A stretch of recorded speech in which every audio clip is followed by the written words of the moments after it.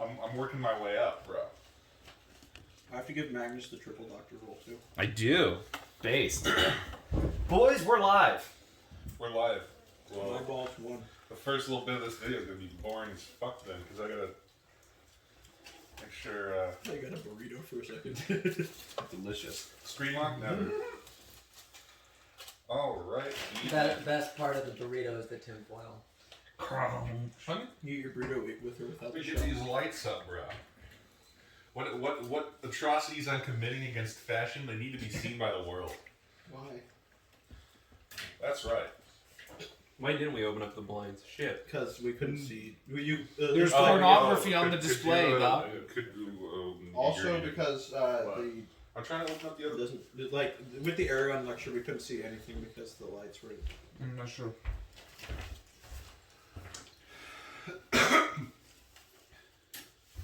Good afternoon, class. Not me. Guten Abend, Herr Sutz. Holy shit, students.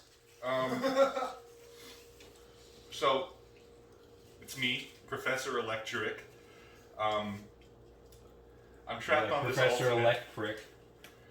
Demerit to you, sir. I give a merit back. What? I'm gonna give him a merit back. Well, I'm sorry, you're not giving a lecture, are you? Give him Fuckhead. I don't think you can give anyone merits anymore. I One used- has I a used the one. So, I'm trapped on this earth I'm with 0 you. fourth. Adam 0 the 4th, he was defeated. I don't know. What the fuck? Anyway. So, I need to get back to my own planet using my superpowers. My planet is called Earth. But it's not this Earth. It's not this Earth where like the Twin Towers don't exist anymore. I gotta get back to the hellscape that I come from, where giant monsters just kind of constantly ravage major cities. Because I gotta be there to help, you know. What? Are you telling me the plot of Mars of Destruction currently? No. Well, I gotta get back, but in order to build up the energy, I need to teach everyone else about the multiverse, the world of Worm. And so I'm gonna need your help to do that. Wait, is this like dramatic freaking Hail the Worm Stores bullshit? No, a little. So, I'm gonna teach you about Worm by John C. McCrae, aka Wildbow. So, it's a web serial. So it's a book, basically. It was released over 2 years from the year of our Lord 2011 to 2013. So this is a story about superheroes and supervillains. It's a superhero story, yes. Are they controlled by a corporate machine that does more and more unethical things but only profit more from it? Only like 20% of them. Oh, okay. So it's Disney is this constant. is technically a deconstruction of the superhero genre, but it's like a deconstruction that cares about what it's deconstructing. Like you read like a Watchmen, you're like, man, this author has a lot of disdain for the concept of superheroes, and they're all terrible. But this guy puts a lot of love into how he describes superheroes and superheroics. Like he goes into very loving detail about like this is like a cool green black laser beam, and she like shoots it, and it like becomes energy that turns into like a gun, and it's awesome. And he like lovingly describes all of their costumes and like details of their persona. It's very long, it's very good, and it's very popular. How this was sort of posted is, it was posted in a blog format. Wildbow kind of set up a basic ass WordPress site and just started writing. So most of the chapters are from the first person point of view from Taylor Hebert, our main character. But at the end of every arc, and occasionally in the middle as it went on, there are interlude chapters that are on a limited third-person perspective from like a random character in the story, often but not always related to what's going on. So, I'm sure as soon, what? Are those like framed in the story as something Taylor learned or figured out about? No, it's very clearly like, if this were a comic, it would be like, meanwhile, Okay. like, and it's just, meanwhile, we have Armsmaster working on the Protectorate AI to detect Endbringer attacks, and like, Or meanwhile, in the birdcage, Marquis is readying his gang to strike at and all of these other shit. So I'm sure as soon as I said superhero, a lot of you guys immediately zoned out. Because why should you give a shit? Marvel made like 4 movies a year before society collapsed. Endgame was like a year ago. Who the fuck cares? When it was really the end game. Little did we knew. know. They knew. They knew. What can I say? So this it started publication in 2011. First of all, pre-Avengers, pre-Dark Knight Rises, like what is a Marvel phase, like Batman v Superman. Before the general market was saturated with superheroes all the goddamn time, we had our boy Wild Bow, who I've depicted here as his little pig avatar as Jesus. My drink might be in the way of that though. As Jesus, because he is. So he's like the rogue of this. He kind of is. He's kind of a machine. What you will eventually learn about Wild Bow is he's fucking insane. Nice. So he's rogue. I wouldn't trust this man to make me a ham sandwich. I wouldn't trust the fucking rogue. A lot of the characters in That's this right. are really like complex and multifaceted without being like really edgy and annoying. The setting is actually convincingly world built and explored, unlike Marvel, where it's like sometimes you have holograms and sometimes everyone just fucking bashes rocks with sticks. They're apes. Sometimes we nuke New York. The fight scenes are incredibly well written in this, and there's a very active like fan community and comment section. Like when you go onto the website on mobile, the chapter is like the first 10th of it, and then the comments go on forever, and Wild Bow's like bombing around there, like answering fan questions. It's great. And very important to me, there's no superpower eugenics. There's no like weird Harry Potter shit where there's like, oh, you have to be a pure blood superhero. It's all genetic. It's Gosh. the X gene. Worst thing. Worst thing. Okay. No eugenics. I'm out.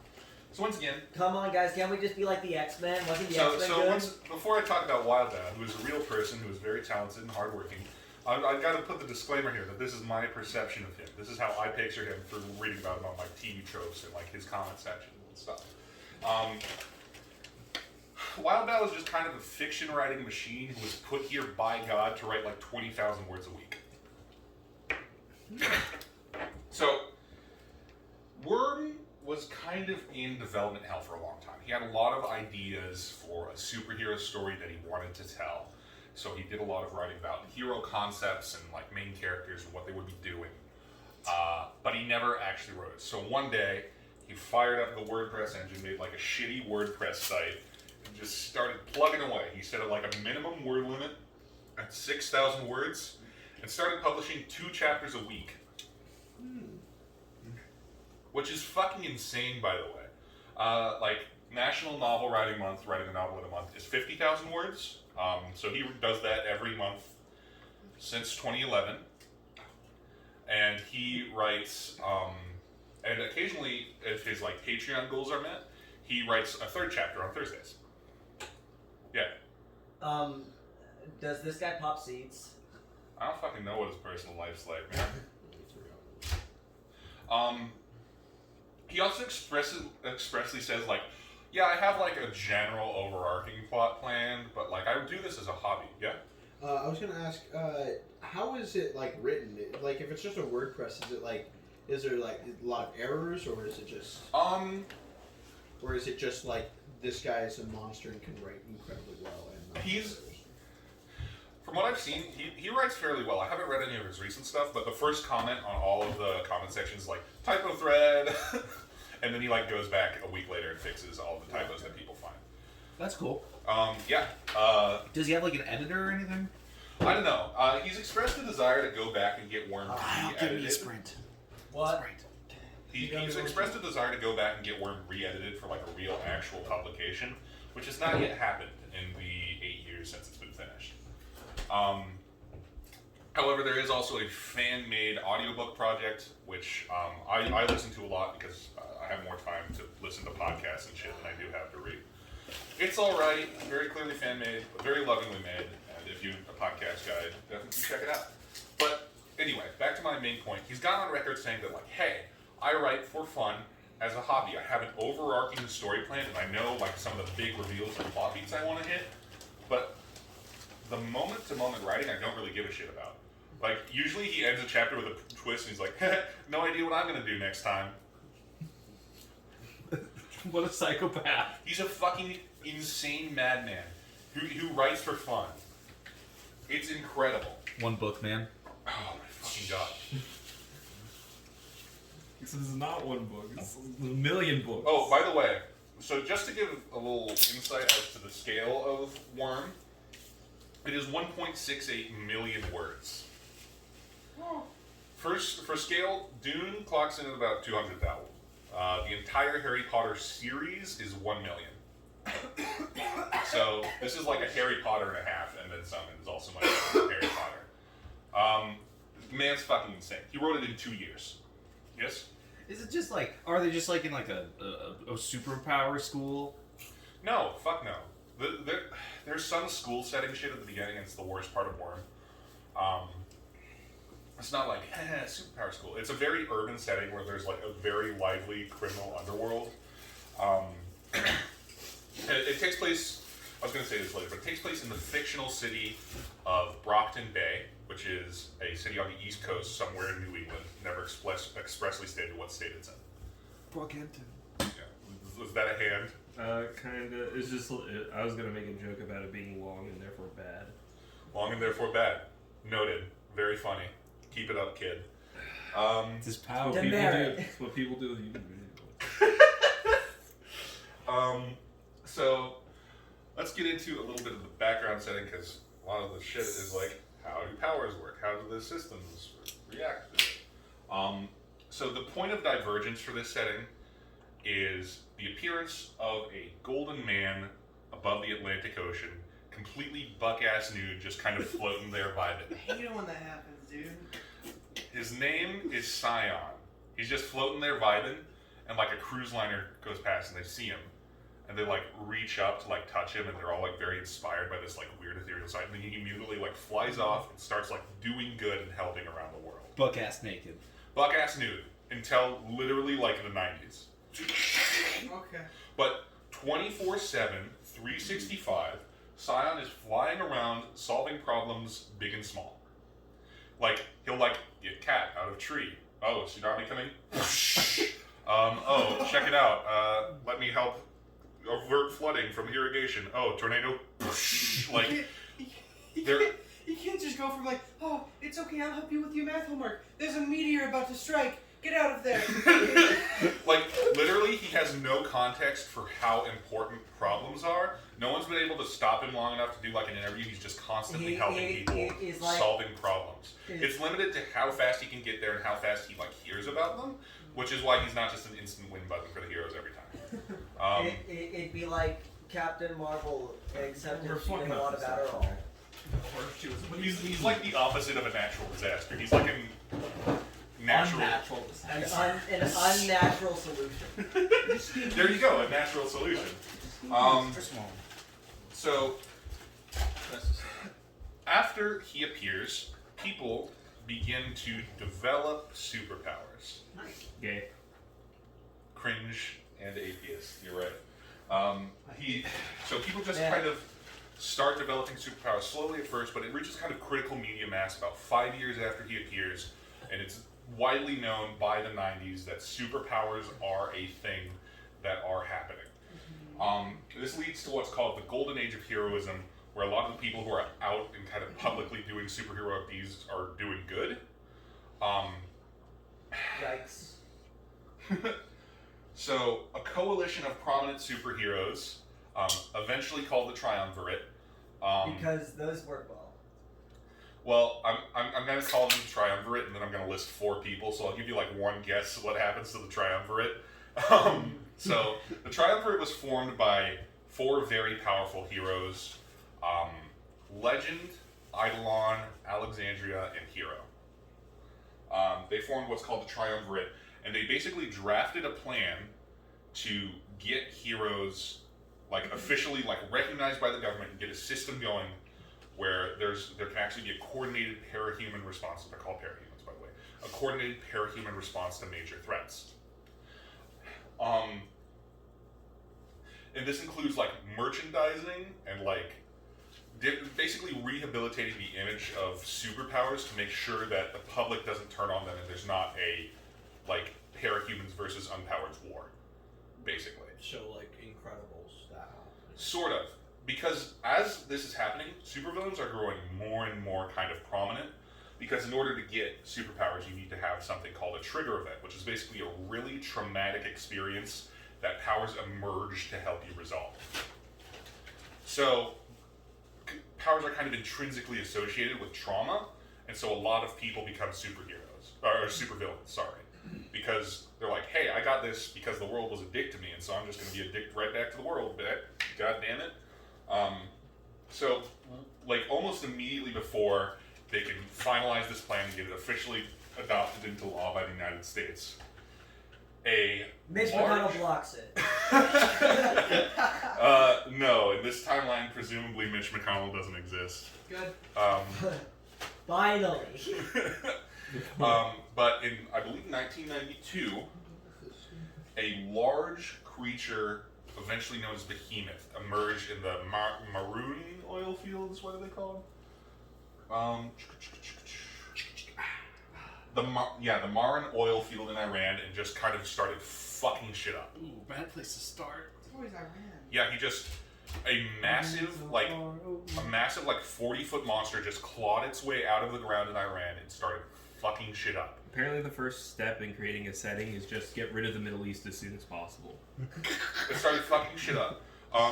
The Triumvirate came and they tried to kind of defeat him, but they couldn't. Eventually, Scion came by and saved the day, but there was a lot of damage done. Immediately after this, the PRT, or Parahuman Response Team, was formed, and Behemoth's attacks became sort of yearly. And after they got used to Behemoth's attacks, a large sea monster emerges called Leviathan. Yes? So I might have missed it, but they defeat Behemoth, but he comes back every year. So they fight him for a while, and then he disappears and then comes back. He basically, once he's sustained enough damage, he kind of slurps back into the ground, and it's explicitly stated he lives near the Earth's core. Oh, so no. They can't Takes a fucking big sleep. kill him. Are a lot of these like monster, like sea creature things just animals that have had superhuman powers? No, they have an explicit origin that we'll probably get Alright. to towards the end of the series, actually. Okay. Is Trump in this? Trump is not in this. This is a pre-Trump world. This Well, is- there's the power classification of Trump, which I'll discuss once we get to triggered events. You just get elected president. So eventually, two more of these monsters emerge: Leviathan and the Simurg, or the Simurg. So Leviathan is a sea monster, and the Simurg is like a flying kind of psychic air monster. They all have kind of secondary abilities that I'll get to in due course, but they're fucking terrifying, and with 3 of them, they attack every 4 months. It's rough as shit. Humanity is basically embroiled in a massive war of attrition against the Endbringers, because every time Leviathan likes to strike at forces of fresh water. Something that humans have never needed, frankly. Yeah. When have humans been known to collect enough sources of fresh Behemoth water? likes to strike at like massive population centers and like nuclear reactors and shit. And the Simurg kind of does whatever the fuck she wants, but she has some it's a secondary. good thing Pripyat doesn't have any population anymore. But she has some kind of secondary abilities that make her really fucking terrifying. But anyway, the PRT or the yes, They only appear one at a time, right? Or not multiple. once at a time.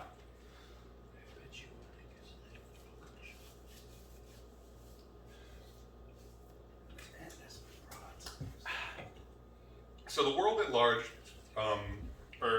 so the PRT or Parahuman Response Team is founded. So the Parahuman Response Team is a massive, it's basically across all of North America, a police force that deals with superpowered threats. So it's like the hero organization. No, because the hero organization is actually governed by them. So there's a wing of the PRT called the Protectorate that is all the superheroes that are called in to deal with especially nasty threats. The PRT basically just uses technology. Like they have like foam that they spray that limits mobility and they can still breathe through. And in the Protectorate, the hero wings, there are the wards, which are the junior Protectorate. So that's basically to give a superheroic outlet for teenagers, and also it's basically just to rehabilitate teenage supervillains. They're like, okay, you can either go to jail or be a hero for a little bit. That's cool. Yeah, so that's kind of, sorry, I'm going to explain sort of powers and trigger events here. So the number for who can be a hero, roughly 20% of the population has the ability to have a trigger event. A trigger event is an intense psychological event that basically forces you, it basically develops powers in you, and your powers kind of help resolve the situation, ideally. The type of power, yes? Oh, I was just about to ask. The type of power that corresponds with the type of problem that you're Yes, it facing. loosely corresponds with... So if there's like a kid, he falls out of like a boat or something, and he starts drowning, and something happens. He develops. Yeah, he probably can breathe developed. underwater He probably powers. developed like either a changer or a mover power. Okay. Shaker power. So eventually, like it's explicitly said that masters who can create sort of minions and like control other living beings usually have loneliness as an element of their kind of psychology before they trigger. That's surprising. Yeah. So briefly, the power categories. What's interesting about the power system in Worm is that it's an endpoint observation. The power systems is entirely based on how you would fight them. Yeah? So I noticed one of them is called Stranger. Yes? Does that mean that this is also in the Magnus Archives? Probably not. Fuck, if they could actually probably beat some of the entities with what the fucking shit they pull by the end of this series. Yeah, power escalation, power creep. It's actually quite clever. It's usually just people learning to use their powers in new and interesting ways, with the occasional ass pull. But let's get the goof. But okay. So basic power classification is an endpoint observation. So these are the explicit power categories used by the PRT to determine what rating they have, or how you fight them, basically. So a mover is someone with enhanced mobility. So if and they usually have a corresponding number. Yeah. Could you be multiple things? Yes. Yes. All right. It's just an endpoint observation for like best practices and how to fight these guys. Right. They don't actually care about how the powers work. They just need to care about how much firepower they need to deploy to fight them. Or the type of firepower. Yeah. So movers have enhanced mobility. So what they need is like people to be able to trip them up and like stop them. And the number usually determines like how many squads or if you need parahuman assistance. A shaker is an area of effect power. Agreed. A brute is enhanced strength or durability. A breaker changes something about yourself. So if you could make yourself larger at will, that would be a breaker. Or if you could turn into mist, that would be a breaker. Is that like breaking the laws of physics? Yeah, breaking laws of physics, basically. Oh, okay. Blasters have long-range abilities. Thinkers focus on gathering information. Masters can create and control, usually create or control other living things. Tinkers are really interesting. They can create or modify technology to make it more advanced and work better. And every tinker has a knack. So they have a specific. They have a specific specialty So that they like, can. like carpentry, or is Yes. it more specific than that? Well, to give you a couple examples, there's a tinker that one of the first tinkers they fight is a tinker who specializes in bombs, and she can fuck you up. One of the heroes is a tinker who specializes in miniaturization, so he can just carry a whole lot of shit on him at all times Oh, that's cool. because he miniaturizes. Microween. Yeah. Striker has a very powerful short-range ability. Changer can change aspects of themselves, usually visually, or like adapt to give themselves skills or stuff like that. Trump has powers over other powers, so if you can like manipulate what powers you have or what other people have. Manipulate. Steal Like their powers. Peter Petrelli? Yes, Peter Petrelli would be a Trump. And a stranger I'm focuses really on sorry. It's just funny. subterfuge and intimidation. Or infiltration, sorry. Like, so if you're like a stranger, you could just be able to turn invisible, or you could technically look like someone else. Yeah, it's usually more like mental things. Like, for example, Imp, who's like the 6th ranger of the series. She's a stranger, and her ability is she has a passive ability that people are incapable of remembering her. Fuck. So she can suppress it, but it's conscious. She's actually really fucking terrifying to fight. She's hard counted by like security cameras, but if she's in person, she literally can like walk up behind you and slit your throat, and you don't know what's happening. So it's infiltration and That's cool. sort of mental manipulation. Again, this is all based on like how would you fight him? Like if someone would fight him, you'd be like, don't trust anything, shoot on sight. Basically, she's really, really fucking dangerous. If some really, really fucked up shit happens to you, you can have a second trigger event. If you have already triggered, but you're put in a situation that pushes you like beyond the boundary of even your first trigger event, you can second trigger. This sounds cool in theory, but in practice, it's not great. This usually like psychologically breaks the recipient. Like it said in Universe, like, yeah, most people who have like a second trigger event don't last a year, just because they've been kind of emotionally broken and they can't function anymore. You can also have a double trigger, which is when your first trigger event doesn't resolve the problem you're in, and so you go even further beyond, basically. Christ. So it's like So people who have Super double Saiyan God, Super Saiyan trigger. So people who have double triggers basically have really finite, like really exceptionally powerful abilities. but they're really specific. They're quite. I mean, sometimes they're just like fucking broken and not fair. But this is where some of the really powerful abilities in the series come from. It sounds horrifically traumatic. Doesn't sound like the thing a hero would have happen to them. Sure doesn't. One other principle that's really, really interesting and clean in the Worm series, in the Wormverse kind of power system, is called the Manton effect. The Manton effect is a simple axiom that says if your power affects non-living things, it generally can't affect living things and vice versa. So if you can use like mind control on something, you can't like control rocks, and you can't like kind of make a force field go through someone, for example. Like you can't just kind of cut it off at the hand and they just kind of like things that violate the Manton effect are a really big deal because they're usually like fucking ball-bustingly broken. This is just kind of a simple axiom, very simple and great. So another thing about powers is that they all have application in combat, and they all have the required secondary abilities that don't hurt you. So if you're a blaster with like pyrokinesis, you also have a brute rating because you're immune to that fire. So that's all the world shit. Let's start. Press play. Press play. Read the instructions manual. First mission. Our nominal hero is Taylor Hebert. She is a 15-year-old girl in high school who's being very severely bullied.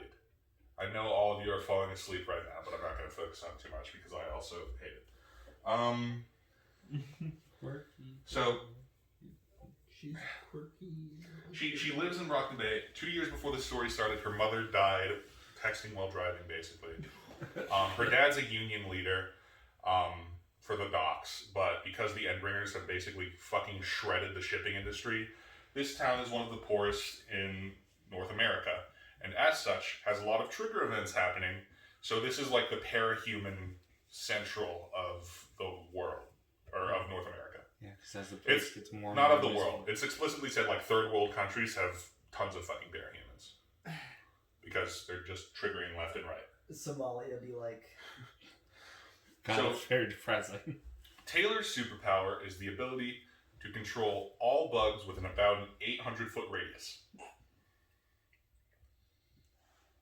Perfect. okay. That fits real well. What? Squirrel girl over here. Squirrel girl. I know what you're thinking. It gets used very creatively. So, What's her trigger event? what's her trigger event? We're gonna get into it later. But basically, her bullies basically pulled a psyop on her. One of the kind of lesser bullies, kind of like with the fourth, like befriended her over like Christmas break. But before Christmas break, they filled her locker with like used tampons and pads and shit, and then let it sit for 2 weeks. And then when she got back, her friend pushed her in the locker and Now I'm friends with the bugs. she basically freaked the fuck out because she can also like see and detect the positions of her bugs, see through them, and hear through them. So she basically unlocked a sixth sense while locked in a locker. And it freaked her fuck out even more. Taylor explicitly had a double trigger. Because her power didn't help her get out at all. She didn't know. She's like, I can see more of the building even though I'm trapped in here. What the fuck is happening? Oh my god. Because she didn't know there were bugs. And then she triggered again. And now she has super fine control over every bug. Like her superhero costume is explicitly made out of spider silk because she has such fine control over them that she can literally make them weave fabric. Who needs some poor third world manufacturing place when you can have a sweatshop with spiders? What's her name? It looks like Shitler to me up there. I'm sorry. That's Skitter. Skitter, okay. Shitler. That's a good point. Shitler. That's what it looks like. It's Skitter. He runs the Seventh Reich. Seventh. It's Devilman without the wings. Instead. Sorry, I think I missed like 3 Reichs there. No, you didn't. We did not. So basically, after a particularly sort of nasty prank, she's like, that's it. I've had it with this dump. I'm going to go out and start superheroing tonight to work out all of my problems. She's been doing research on this guy who's the leader of a gang called the ABB, the Asian Bad Boys. They put the Asian in Home Invasion. Are they a gang or a K-pop band? They are a gang. Like, explicitly, like, Asian teenagers all throughout the city who have been, like, threatened into joining them. Like, they're Are real... they Yakuza?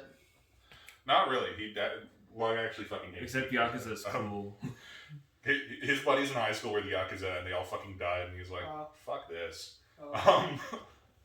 But, so, she's like, alright, I'm going up against Lung. Lung's ability is that he's a really powerful Bruton blaster. Over the course of a fight with him, he slowly turns into a dragon. He has really powerful blasting and regenerating and like armor capabilities, but they take a while to rev up. So if I just get a bunch of like Black Widows and like Wasps and shit, like I can just sneak attack him and no one will ever know. How can Is she like really resistant to poison? No. Okay. She just controls bugs so finitely. Like she could have them all face a certain orientation and stuff. But if she uses like a bee or something to sting someone and the bee dies, does she feel that death? Like for No, she just feels it kind of out of the swarm. She just loses a dot. So she's It's more like losing a Pikmin than losing Yeah, something. it's more like Kerrigan. It's not like they're part of a collective hive mind. It's like no, she doesn't like. She's just not like my baby. She's like, oh fuck, I'm losing a lot of bugs. Like, God damn it, that's my what- Pikmin, my Pikmin. Exactly. It's my only rhinoceros beetle. When am I gonna get more No, of those? what- Actually, what- her what- rhinoceros beetle does. Let's It's really go sad. back to the other lecture you had when you were talking about the bug lady who loved this, like, saw What is wasps. This is and actually the rabbits. origin story for Jane Prentice. Interesting flesh for bug women. I do not. Not after Tristan's lecture. So she goes and like goes to fight Lung, and she hears him like barking orders about like we're gonna kill those fucking kids, and she's like, oh, he's about to kill kids. Bugs go. And the bugs go. And she explicitly like, yeah, I didn't want him to like get her running to start, so I just had a bunch of like Black Widows and Wasps and Round Recluses like attack his dick. Oh. Oh. My dick And, fell off. and as soon as she's like done, and there's like a really cool fight. Like he gains the upper hand, and she like learns that rooftops are a really bad place to be because there's no escape routes. Like she learns everything from every fight she's in. It's great. But after she does this, a team of villain comes up and they're like, "Hey, thanks for the assist, buddy. That's really fucking spooky. We owe you one." Whoosh, and then they kind of ride off into the night. And then out comes Armsmaster, who is the leader of the Brockton Bay Protectorate. I read all of his lines in J.C. Denton voice because it makes his character infinitely more bearable. He's like, "What the hell were you doing with all those villains?" And she's like, "I'm not a villain, I'm a good guy." And she's like, "That checks out." And she's like, "Look, you're not going to want to take credit for this one. The gang will find out where you live, and your career will be over before it starts. You should join the wards." She's like, "I don't want to join the wards." And she's like, "All right, then let me take credit." She's like, "Sure." He's like, "Thanks, I owe you one." And then, whoosh. What's Armsmaster power? He's a tinker who specializes in miniaturization. He goes Specializes in annoying Nintendo games. He has like a visor, and a Of lot of course he does. suit, and he carries around like usually 2 to 6 spears like on a backpack, and they each have like a different thing. Like one has nanotech in it that can cut really deep into things, and one has like an electric aura. They're all really cool. He's basically he's like the Batman of this setting. He prepares for like every contingency he can think of. One of his like long-term projects over the series is having like predictive combat analysis in his visor. And he also has like a truth, like a lie detector in his helmet, which is why he's like, "That checks out." Thanks, Denton.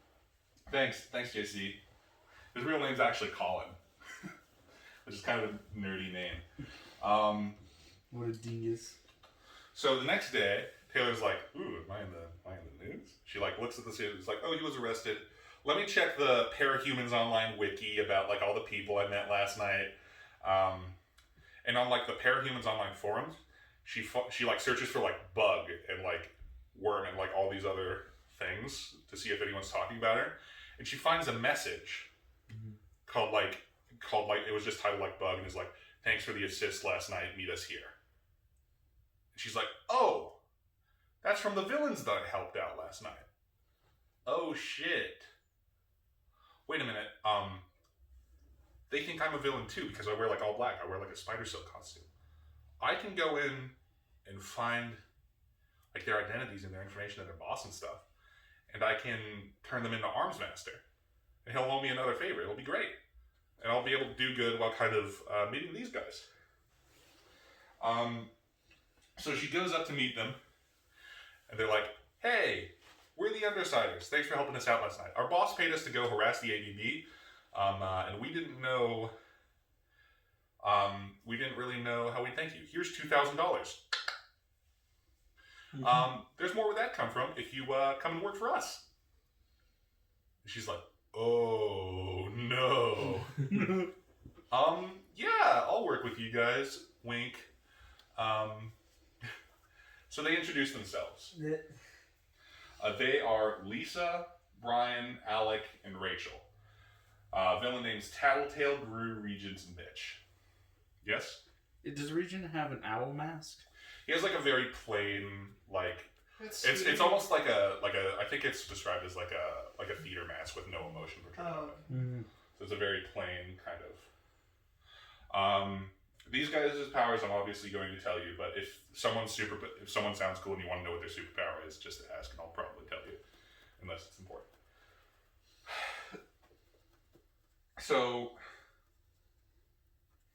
So Lisa's ability is she's basically the ultimate guy in the chair.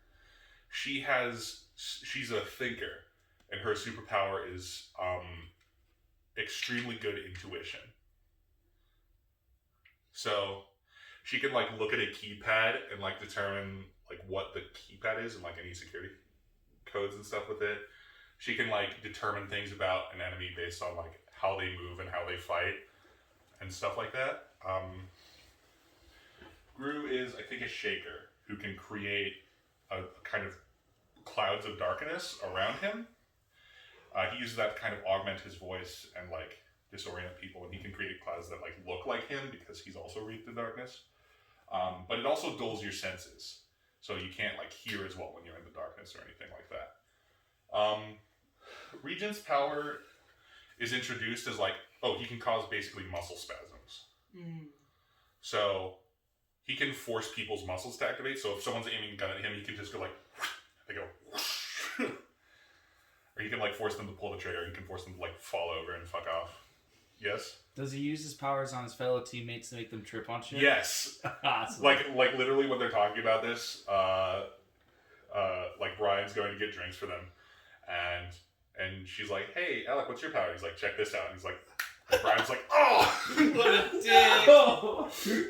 he's kind of an asshole." Lisa's like a blonde with freckles. Brian is an African American gentleman who's like big, burly, and kind of no nonsense. Alec's like a sociopath. Like he's kind of a dick to everyone.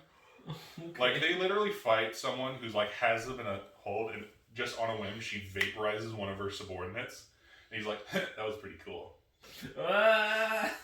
And then there's Bitch, who's very no nonsense, kind of mean, and her ability is she can basically turn dogs into like massive mutated, super angry dogs that she trains and to fuck shit up. Like she could literally turn like a Boston Terrier into the size of like a van. Okay. So she's a breaker? No, she's a master. Yeah. But her making them big doesn't make them like work with her, right? Or does it? No, she explicitly has to train. She only has 3 dogs at the beginning of the series that she actually trains. They're Brutus, Judas, and Angelica. So her power is to make them really big dogs. Her training them makes her, Yeah. and them Her fighting on her power side. also altered her psychology so that she kind of perceives interaction purely through body language, like a dog would.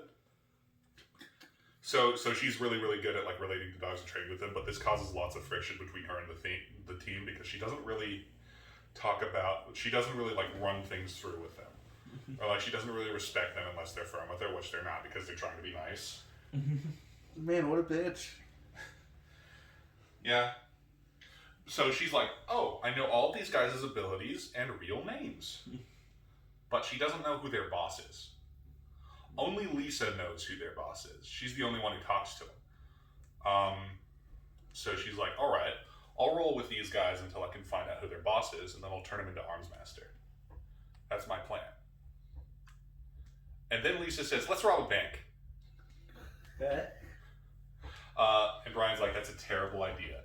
Bank robbing is not a very profitable enterprise. They don't have that much cash on hand." She's like, "Yeah, but our boss says he'll pay us $10,000 to rob this bank. And if we break 10K in our haul, he'll match it." He's like, "Okay, that's profitable. Let's do that." New girl, you can help us on the offense with that. Your power's great for like surveillance and like stuff like that. And she slowly realizes You want a bug? Me when I bug. she slowly realizes like, so especially like Alec and Bitch, if we let them run wild, they could probably hurt a lot of innocents. So I'm going to take like a leadership role in organizing this heist. I'm going to help plan how we're going to do it to avoid civilian casualties. Because she doesn't want that to happen because she's still a good guy. So they're going to, so first they go over, all right, so the reason this is going to be profitable at all is because the Protectorate is out of town for a fundraising event. They're out in like the burbs at some country club raising money. So what we'll have to deal with are the wards. There are 8 wards. I'm only going to mention the powers of a few of them unless you want to know about. The leader is Aegis, who's a brute.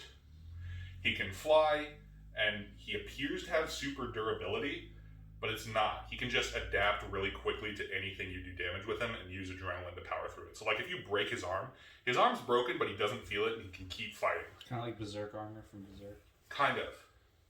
He can basically tap into adrenaline and go really, really fucking hard on people. Word.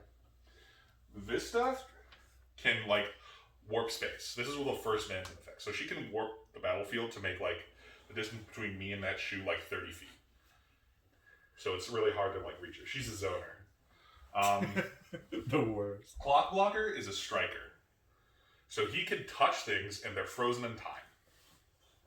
However, they're also impervious to damage when they're frozen in time. And they can't be moved at all. So his MO is just to stand by something and like tag them over and over again each time they wake up so they can't do any more damage.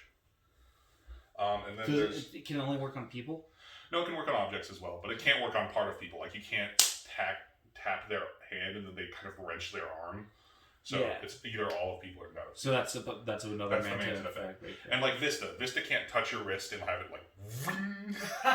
like, she has to do just objects. She can't work that on people. There are there's Kidwin, who's a tinker, Gallant, Triumph, Browbeat, and Shadowstalker. Shadowstalker is explicitly someone who was an ex-con. She was like a vigilante, and then she like dropped someone off the building and he actually died, so she had to join the wards.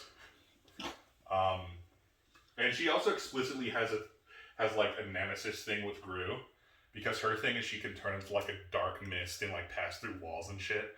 She's so obsessed with this fucking darkness aesthetic that she is literally trying to actually kill me. Like, the wards try to make her use non-lethal shit, but the last time we fought her, they were not non-lethal. I almost died. Poor Gru. Does he wear a skull helmet? Yeah, he wears like a skull, like a motorcycle helmet, and wreaths it in darkness, which like distorts his voice and shit. It's very spooky. Ooh. He uses a lot of like intimidation. So he's Ghost Rider. Basically, not really. Well, not Does all. he drive a motorcycle? Oh no, he's 15. He doesn't. He's 17 actually. Who's the oldest character in the team? In the team, Brian. Everyone else is Taylor's age. Aisha's 13. Everyone else is 15 or 16, and Brian's 17. Yeah, okay. How long is the story in universe? Like a year? Everything before the time skip is about 4 to 6 months, and then the time skip skips forward 2 years. So now she's nice and sad. Oh, 17. No, she becomes 15. Her 16th birthday comes a little later. So she's 18 by story. Which means nothing, So, honestly. I don't know. They go and rob the bank, but before she does, Taylor calls up Armsmaster. She's like, "Hey, can't tell you exactly what, because one of my teammates has like super intuition, but there's going to be a crime tomorrow, Armsmaster, and I need you not to do anything about it. I'm calling in that favor you owe me." He's like, "Fuck no." What a bitch. And she's like, "What? But you owe me." And he's like, "No, because of you, I got blamed for all the fucked up shit you did to him. His cock rotted off." Ooh. This shit happens. You because of that, I had all my equipment confiscated. I couldn't leave my team for 2 days. That top Wisconsin's just come. I'm not doing any of that shit. And she's like, "God damn it." Well, he's like, "I'm not going to condone crimes in this city just because you want to play undercover cop. Peace out." He's like the Batman, right? Yeah. So he does. He pretends to be a cop all the time. Well, yeah. What a dick. But he's but so they actually start the heist, and Taylor actually takes hostages by putting 3 Black Widows on each of them. And she's like, "Hey, if anyone tries to be a hero, you're gonna have 3 poisonous spider bites to deal with. So don't move, please." And they were expecting like 3 of the wards to show up, but 6 of them do, or 7 of them actually. Everyone shows up except Shadowstalker. I like this. They have a really fucked up fight.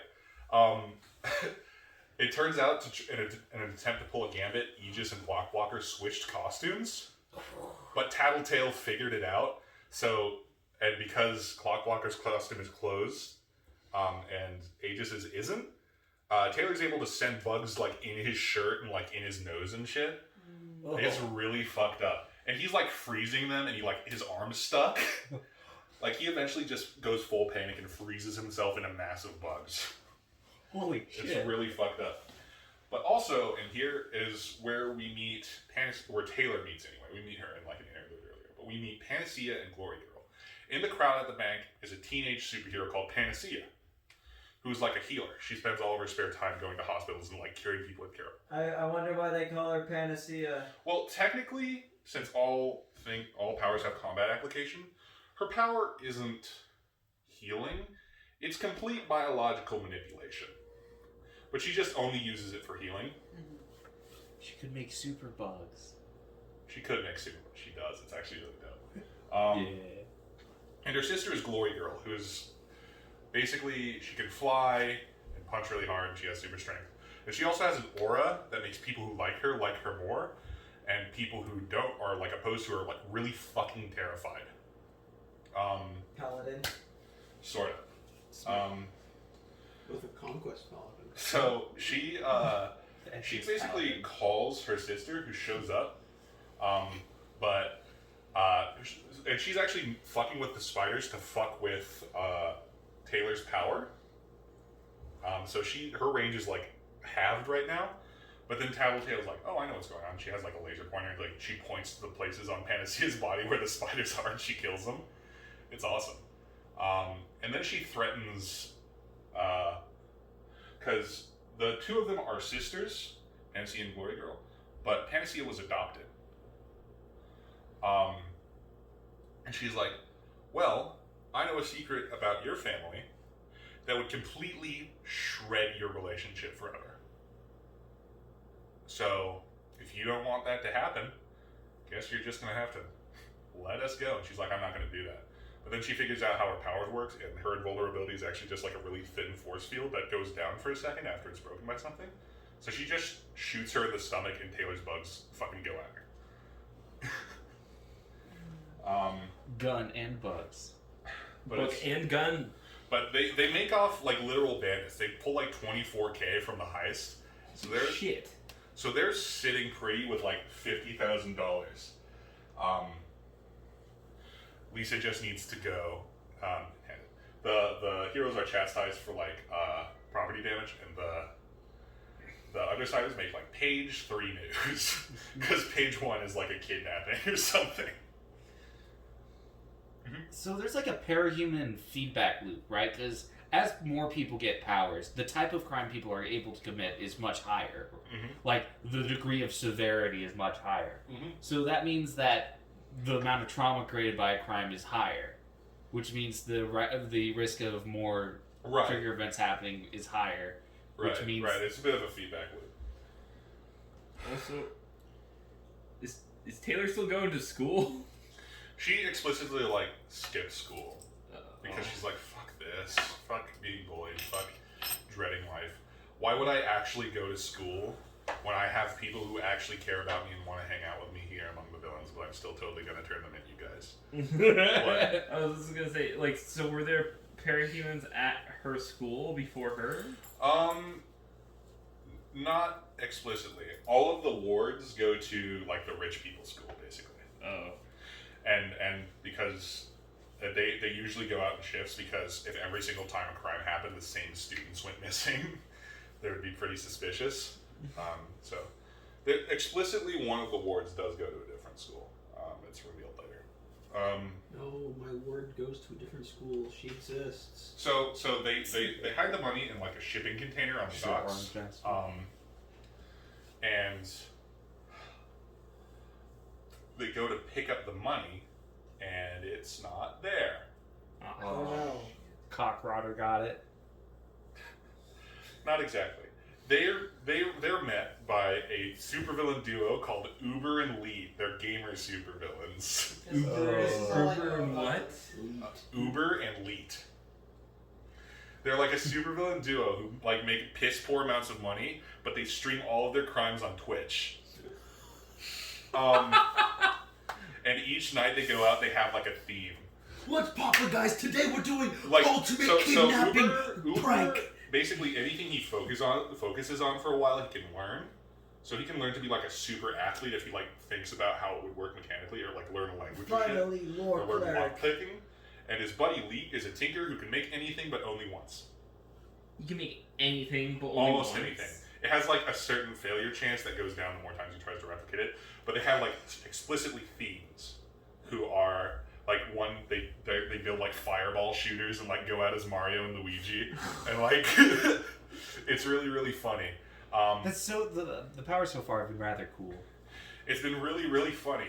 But they don't recognize the game that they're going up as tonight, which is fine, because they trounce them fucking easily.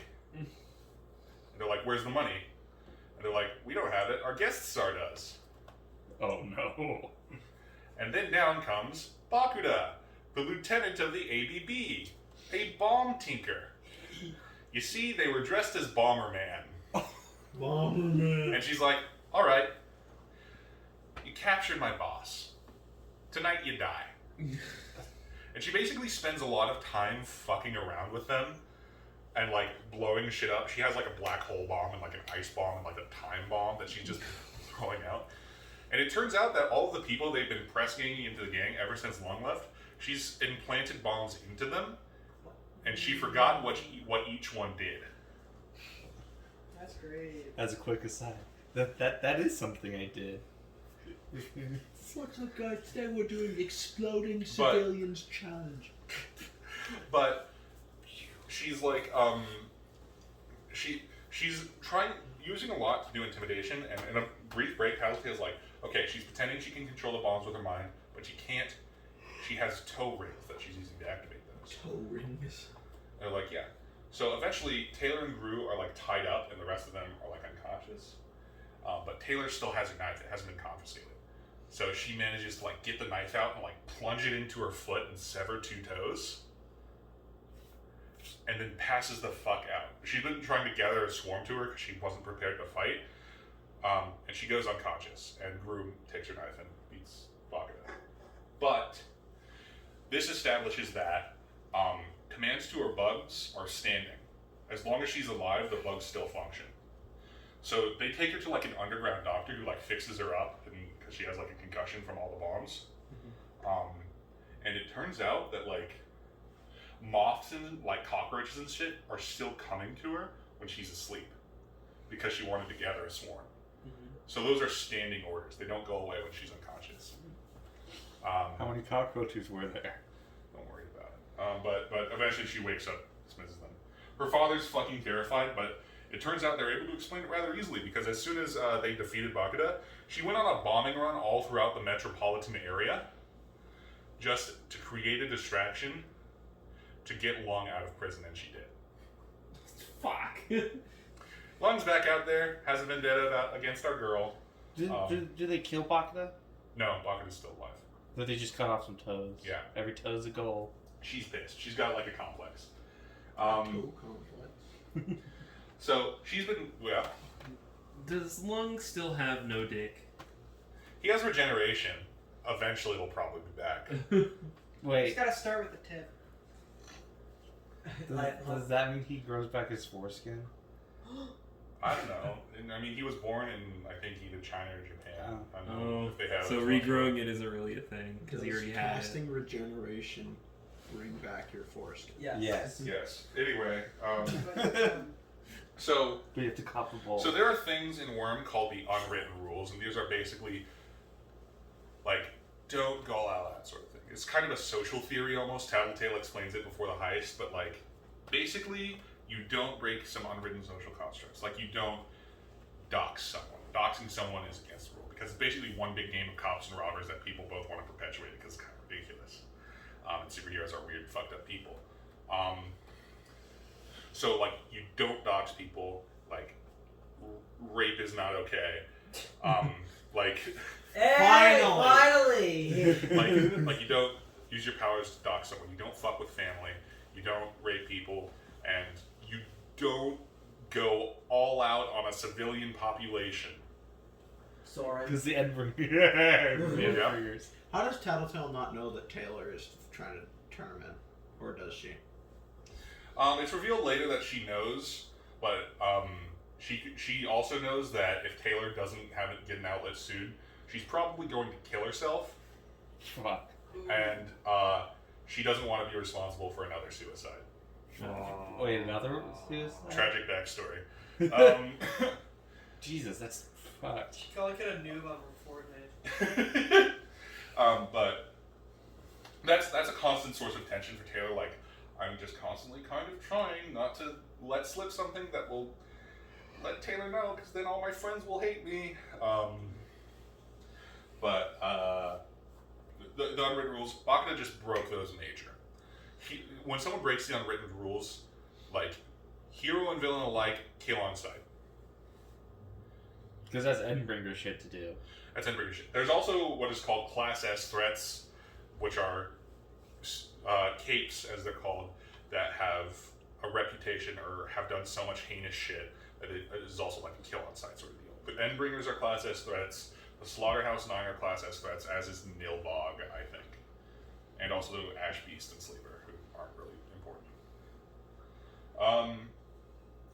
So, versus ADD. This arc kind of begins. I know it's kind of a front-loaded series. So we get introduced to all of the gangs in Brockton Bay. There's the Undersiders, who we know well. There's Empire 88, who is a white supremacist gang who like beats the fuck out of like minorities and like gay people. Finally. Jesus. They're really fucked up. They're led by a dude named Kaiser. And Oh, there it is. Yeah, Okay, that's- there's Fault Line's crew, who are a band of mercenaries, who are basically really open-armed. The first person they tried to recruit basically got poached by Fault Line, and they're really pissed about it. Like they have Tattletale and Fault Line have a long-standing rivalry. It's really great, but they're mercenaries. They travel around a lot, but they're basically being paid to fuck up the ABB now. Yeah. No, it's not really.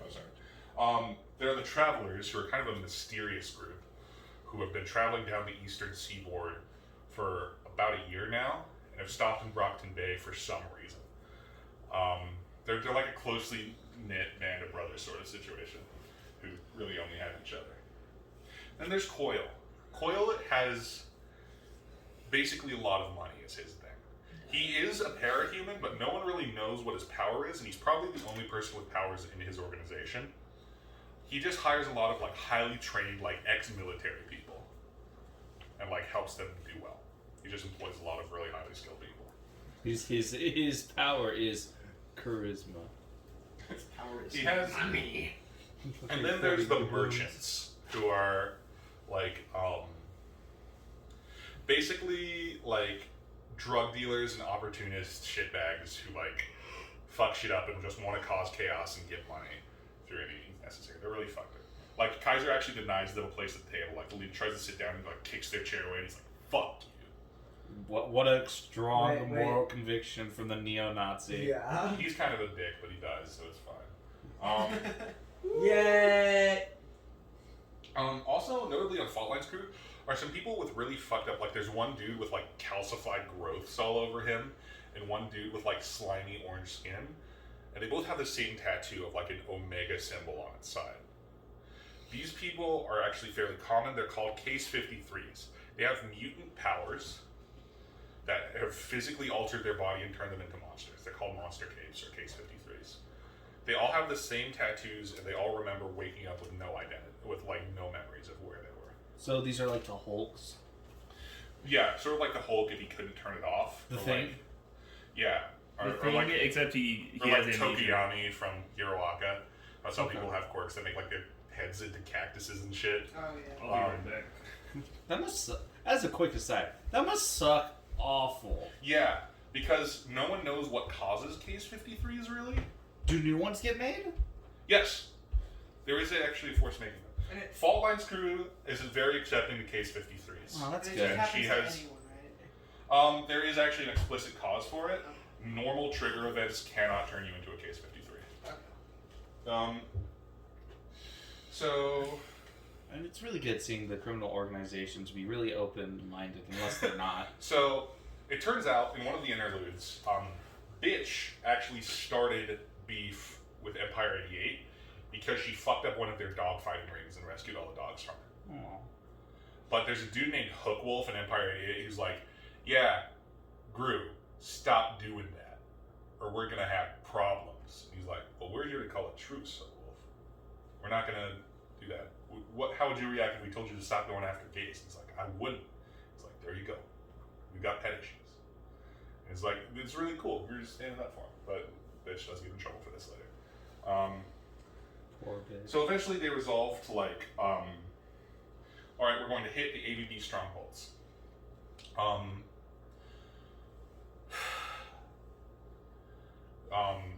Where Taylor is put on the team that's going after the one. They all kind of get teams with like a mix of from everyone, so they all have leverage if one team goes rogue.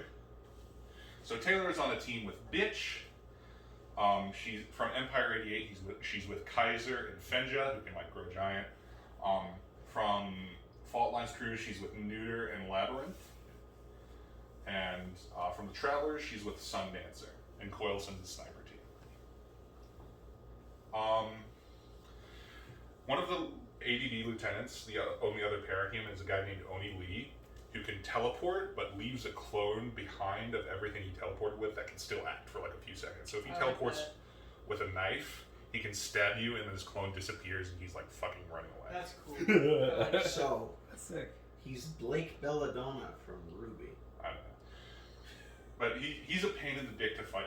His fight is actually really, really fucking hype because when Taylor gets the drop on him, he tries to teleport away, but her bugs teleport with him.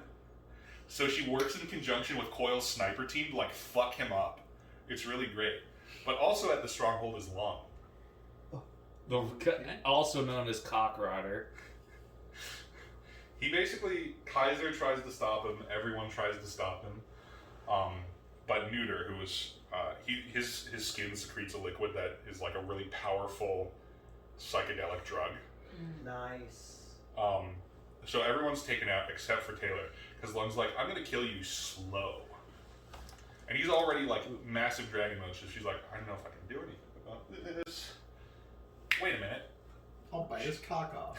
She douses a couple cockroaches in Neuter's like fluid, and then flies them towards his eyes.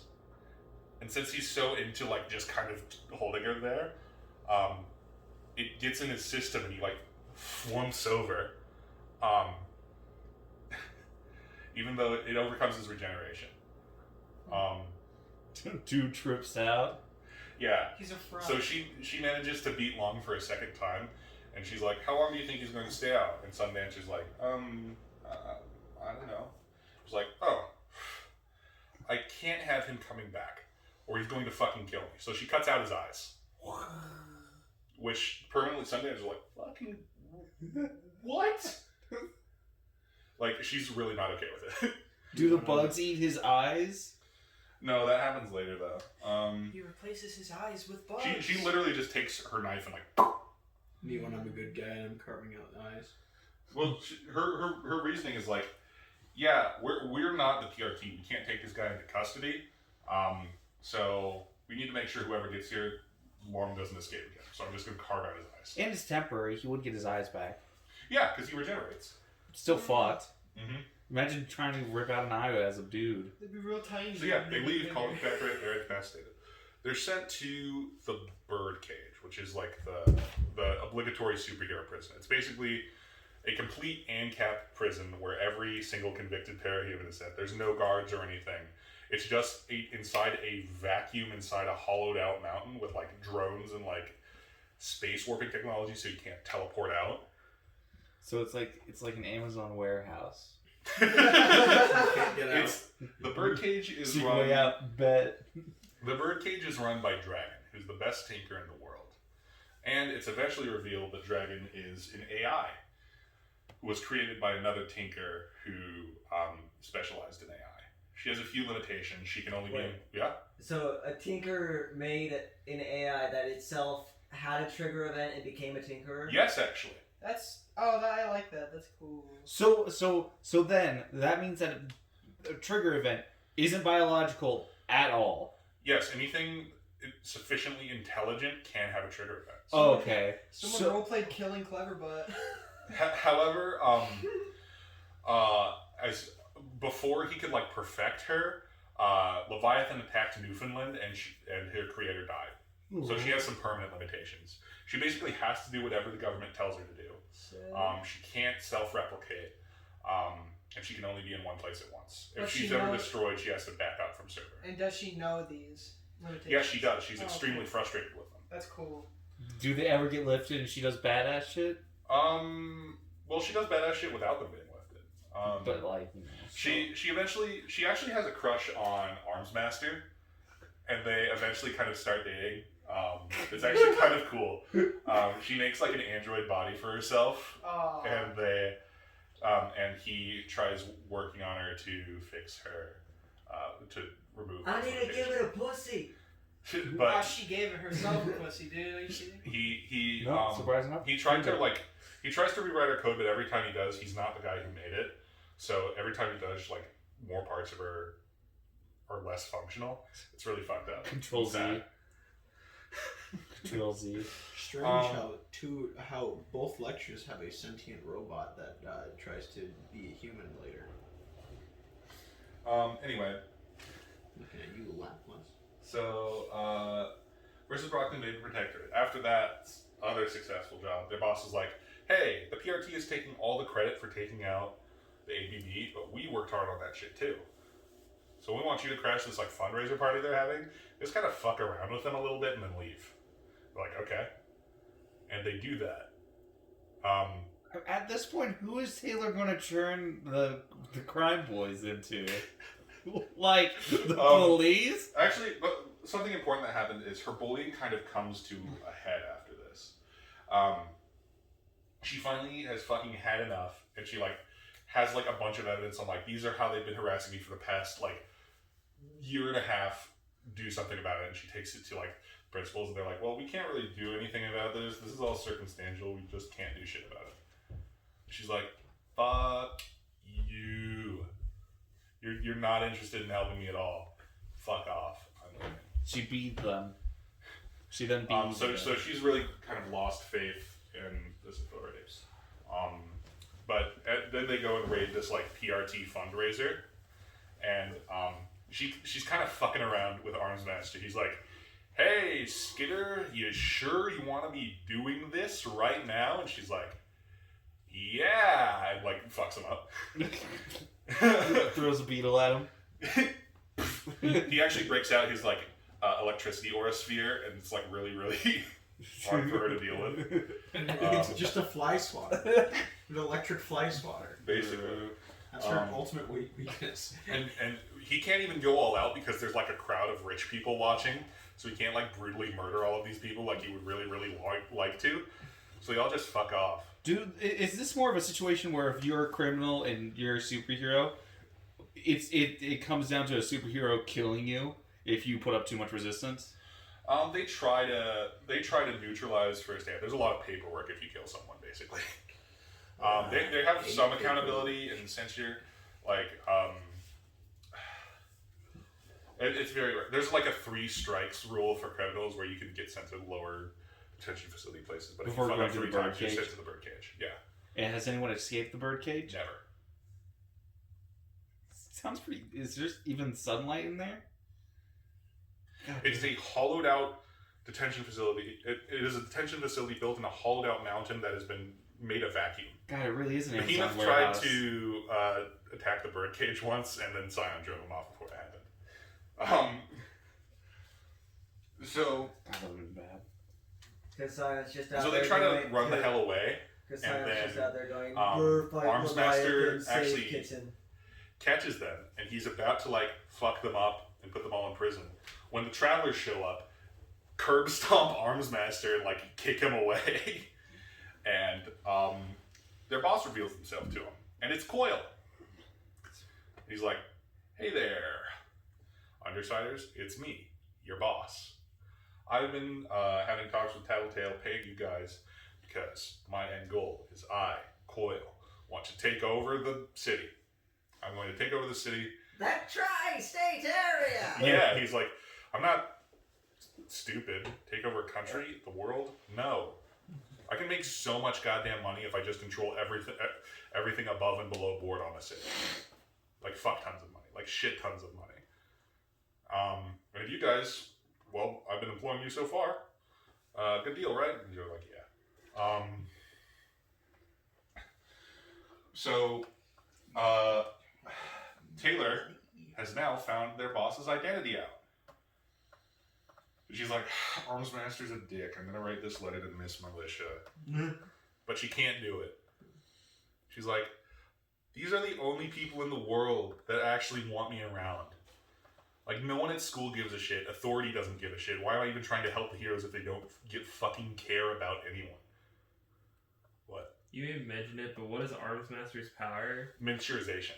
He's a tinker who okay. specializes in miniaturization. miniaturization. So basically anything he can think of to carry on him. Oh, he so can carry he's on. Batman. He has a bat belt or whatever. Yeah, he basically stores all of his technology in like spears. Oh, interesting. They're called halberds. So now, then the versus Empire 88 arc, it's not terribly important, but basically what happens is, Taylor, now that she doesn't have to worry about keeping her distance emotionally from people, wants to hang out with Bitch. She's like, man, Bitch, we got off on the wrong foot. Let's just hang out. I'll help you take care of your dogs. She's like, fine. Maybe and we could start by calling her Rachel. that's actually like a very No. gradual change. She kind of insists that she's called Bitch, but over the series, she kind of gradually thinks, like, Taylor and Rachel are actually really close friends by the end of this. Rachel's like one of her staunchest defenders and like really, really loyal to her. Taylor I and Rachel to know- each other. Bitch. I know 2 people named Rachel, and bitch happens to describe both of them. One of those is your sister. Yes. God damn, Kyle. That's terrible. So, however, while they're at like the warehouse where she keeps her dogs, Empire 88 shows up and they're like, "Hey, my son here needs to be a made man in the gang, so he's going to fucking kill you because your dogs are annoying." What a cunt. And Taylor is like, "Well, that's not gonna happen," and so she bugs them basically. But that's This is the first fight where she uses like mounds of bugs to simulate where she is. Like when confronted with a guy with a gun, she covers herself with bugs and then like kneels down. So if he gets shot in the chest, it'll just take out a bunch of bugs and then It's fucks him just Squirrel Girl. She's just Squirrel Girl. up. But bugs are cool So and squirrels are not. immediately, so after this little confrontation, she goes to spend time with Gru, who his backstory is kind of revealed. He's working for Coil to get money to get his sister out of the custody of his drug addict mother, who wants to fight him legally. So he's like, as soon as I turn 18, I'm going to get my sister away from that terrible fucking abusive woman. In fact, my trigger event was I was fighting. I had to beat up one of my mom's boyfriends who was abusing my sister. Jesus. So I'm gonna get her the hell out of there. Good guy, Brian. And his sister shows up and she's like, "Oh, so which supervillain are you?" And she's like, because she's like figured out that they're superheroes, or supervillains, and she's like, "What are you talking about?" And she's like, "Don't play dumb." Has Brian's sister had a trigger event? We don't actually know. This is eventually Aisha, who does join the Undersiders eventually. I don't know exactly what her trigger event is actually. It's never stated in the story. I was. So Aisha is Brian's sister. Yes, Aisha is Brian's sister. Okay, that makes sense. I mean, it makes sense. She's gone through a trigger event. Doesn't sound like a great environment. A lot of trauma. Right. I do like how it kind of just explains why all superheroes seem to have tragic backstories. Yeah, it's really great. It's a very elegant solution. But then they turn on the news and everyone in Empire 88's been doxxed. Yeah, that goes against the no doxing rule. And guess who has a really, really potent thinker on their team and started shit with them earlier today? The Undersiders. So Purity, who's like the lieutenant of them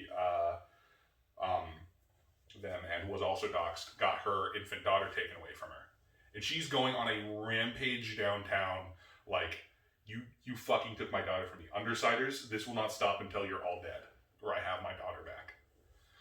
Eventually, Telltale just goes and helps her kidnap her daughter from CPS because they're mad. But that's how that resolves itself. So, so again, these are the Undersiders, right? Yep, all the Undersiders. So wait, Lisa doxed all of Empire 88? No, Coil did. Oh, Coil did. He Oh, Lisa's so Coil's the thinker? Lisa's like, we didn't do this. He asked me some questions about their thing, but I thought that was just to like fuck them over in company because Max Anders, the guy who runs Empire 88, is like the CEO of like a pharmaceutical company. Ooh. And his son Theo Anders is actually one of my favorite characters, so we'll talk about him later. I know about Theo Anders. He's sick as hell. Yeah. So after this, then Coil calls a meeting. He's like, "Hey, Undersiders, thought you'd like to look at my supervillain later. Here's my MTV crib." Here's where my army trains. Here's where you guys' headquarters are going to be. Here's where the travelers live. Here's the 12-year-old girl that I kidnapped during the bank robbery, who has a precog ability, and I keep drugged up, so she's internally subservient to me. And Taylor's like, oh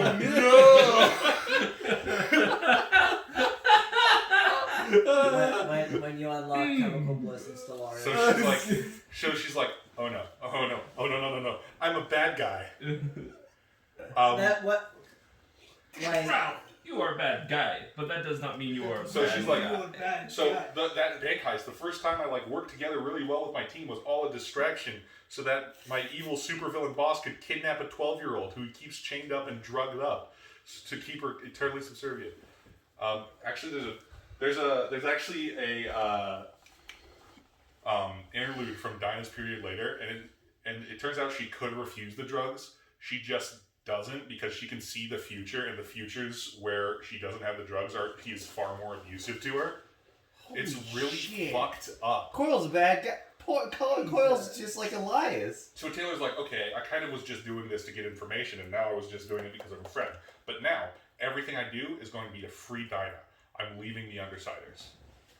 And Lisa, comes after her, at their base, or she's, collecting all their stuff, and she's like, hey, please don't leave, alright? Let's talk about this. Let's figure this out. Let's figure out what we can do to save Dinah. And then,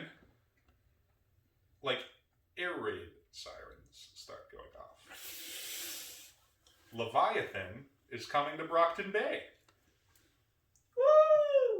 Leviathan's coming to Brockton. there's Bay, not- ladies and gentlemen. So we Let's didn't go actually, Brockton in Bay, universe, we didn't no, actually no. explicitly know what the Endbringers were until this arc. Holy shit! Really? So we've heard them mentioned in passing, it was yeah, that's reserved for the really bad guys, like the Slaughterhouse 9 or the Endbringers. And we're like, what the fuck is an Endbringer? What's a Slaughterhouse 9? We'll learn later, But but similar to the Slaughterhouse 5 book. no, actually, they're It's a very The only funny- relation is But the name. here's another Wild Bow as a madman moment. In universe, Legend, the leader of the Triumvirate, appears, and he's like, all right, I'm going to be completely candid with you all, because he has a very heroic voice. 1 in 4 of you will no longer be with us when this attack is finished. That's the most successful Endbringer attacks we have. The most successful, 1 in 4 die. Otherwise, it's all of us. The central thing that he's trying to attack is an aquifer that's under the thing. If he gets to it, he'll both destroy a lot of fresh water and have a lot of access to more water that he can use to fuck us over. So here's what Wild Bow did. He went down the list of named characters who would participate in this fight, and he rolled a d4. If their number came off wrong, they died. He did this for every character, including the Undersiders. It's fucking insane. Yeah, I wouldn't trust that man with goddamn anything. Here's a list of who dies. Kaiser, Fenja, Triumph, Aegis, Browbeat. All of those named characters. Those are just the ones that we've actually met in story. Many more members of the Protectorate, including a speedster named Velocity, are just fucking killed. None of the Undersiders, though? None of the Undersiders. However, Skitter is presumed dead due to some fuckery. They all have bracelets that track where they are, and they can talk to request a teleporter to move them around the battlefield. Skitter can track where Leviathan is, so she thinks that's very useful. I can keep a bug on him and keep everyone updated as to where he is, because sometimes we don't know. So she does that, but then Clockblocker gets to Leviathan and stops him, and then Armsmaster works with Kaiser to set up a metal lattice around him, and he's trying to use his nanotech to stab into him as soon as he unfreezes. And it almost works, but Armsmaster's arm is teared off. So he's now Armmaster. Taylor manages to take his spear and ram it in Leviathan's butt. She tears him a new asshole, and then she kicks out and his spine breaks. It's really fucked. It's a really fucked situation. But Armsmaster also broke her bracelet so that she couldn't communicate where he was. He was basically trying to grandstand and take credit for killing an Endbringer, which is something no one's even sure is possible. So he really fucked up. Because one thing that I neglected to mention was that when Endbringer comes to town, there's a truce. They think, okay, this is an existential threat. Literally everyone, hero and villain, complete amnesty. We'll work together to just stop this, because if this happens, then everything fucking dies.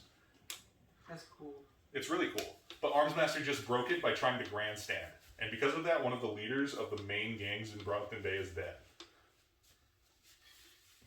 Fuck the Kaiser though. Guy was an asshole. Guy was an asshole. I have no sympathy for him. So, eventually Scion appears and defeats him. He's noted as looking really fucking... He has an expression of pure hatred on his face when looking at both Behemoth and, oddly, the heroes like Eidolon. Like, he looks around and he looks like purely fucking pissed. And just beats him off and... Back to saving stuff. So, Skinner's paralyzed. Panacea comes in and she's like, hey, I remember when you fucked me up in the hospital, or in the bank. That was fucking rude. She's like, well, are you gonna fucking kill me? What are you going to do? Because she threatened in the hospital, like, hey, if your costume wasn't open, I would do so much fucked up shit. I'd remove your taste buds, bro. I'd make you morbidly obese. I can do that shit. And she's like, well, how do I know you're not going to do that? And she's like, you don't. Would you rather be paralyzed? So she fixes her up. It goes on. But she's handcuffed to the bed. And she's fucking terrified. So she basically manages to get her bugs to get like the keys to her handcuffs, unlocks them, goes to leave, and then sees Shadowstalker mask off. Shadowstalker is Sophia Hess, one of the 3 people who have been bullying her to the point of near suicide for like 2 years. Oh, so she's a real bitch. So she's like, oh no. And Armsmaster finds her and he's like, what the fuck are you doing? You've just violated the truce. Blah, blah, blah. And then Tattletale finds her and he's like, man, fuck you. You also violated the truce. I got the proof right here. You broke her thing. We all thought Skinner was dead. She's not. And Miss Militia's like, is this true? And she's like, go and check. And he's like, we don't have time. We can do collateral. Just go and show Shadowstalker your face. And she's like, that's not going to happen. And they try to leave, and he's like, I don't think you want to do this. Don't you guys know that she wanted to be a hero from the beginning, and she wanted to rat you out? And everyone's like, oh, shit. She betrayed. What a dick. And Taylor runs the hell away. But then Tattletale finds her, and she's like, hey. And she's like, you're not mad? And she's like, no, I knew from the beginning. Partially because of how Coil's power works, which she explains to her. So Coil has what's called destiny manipulation, as he puts it. God, my Elric needs one of those. Shit. So he basically chooses a point to split a timeline based off of his decision. So he either decides to like hide in his bunker and like watch TV, or like go out and like do stuff. And then eventually he can choose it and collapse it into one. But he knows what happens in the other timeline. So if he like watches TV, he knows what was on the news and everything. But he's also out doing things, and when he collapses it, he knows everything that he learned on the TV. And also did all So he that. basically does 2 different fucking... Yeah, and he uses that to help the Undersiders. So, like, he says, in one timeline, he's like, Lisa, be careful on this one. And another one is like, Lisa, go all out. And in the one where they were going to attack Long at the very beginning, she's like, look out, there's a junior hero who's going to start the offensive. So he knew from the beginning that she was just going to be a hero. But she's like, yeah, when you tried to play along, it was really entertaining. And then I realized, like, hey, you don't have much of a social life, and you probably wouldn't have been doing well if we didn't help you out. So I just wanted to help you out. She's like, will you take me back? And it's ambiguous at the time. Chapter again. After the Leviathan fight, there's breaks again. There's a fight with the wards. There's an entire arc from the perspective of the wards, basically running cleanup and like trying to solve things in a city that's basically been hit by a hurricane that hates you. They're trying to like stop gangs and shit. They basically lost half of their membership because like their team leader one of the the heart of the team was gone, and then Browbeat is also gone, who no one cares about. Actually, in the original draft of Worm, Browbeat didn't die in that. He just realized Wildbout just realized he forgot about him, so he went back and Browbeat died. Poor Browbeat. What did Browbeat ever do? Not much. Die in history so that you die. Imagine if So- God so, was like that. Weld- Oh shit, Brian's still a guy? Weld is introduced. He is a Case 53 who actually joined the joined the Wards. He's a man made entirely of metal, who has lots of durability, and he can also like reshape his limbs into like maces and like spears and Oh, shit. I love that So power. he's And he can also absorb other Pokemon. pieces of metal to like add to his body mass and shit. It's really awesome. So he dense as fuck. He is dense as fuck. Boy can't swim. Boy can't swim. He He turned into a boat. It's mostly just reshaping like his limbs and shit. Yeah, so he turns into a jet ski. There's also someone named Flechette who has a crossbow and like can imbue her bolts with a power that basically pierces things. She's one of the few who can actually fucking hurt the Endbringers. It's actually turned out. Because you can just go through stuff. It just completely penetrates I people. like Yeah. crossbows. She also has like a super good degree. She befriends a woman named Parian, who is a superhero who can like sew really fast and like make giant like stuffed dolls that like fight for her and stuff. It's really awesome. She actually takes over the neighborhood where she's I think explicitly like a Middle Eastern descent, I believe. She was in Brockton Bay for university to study Okay. fashion, and then all hell broke loose, and she's now protecting the apartment that like her family lives in, and then the entire city block is called like Dolltown, where she protects. It's really cool. And she befriends Parian.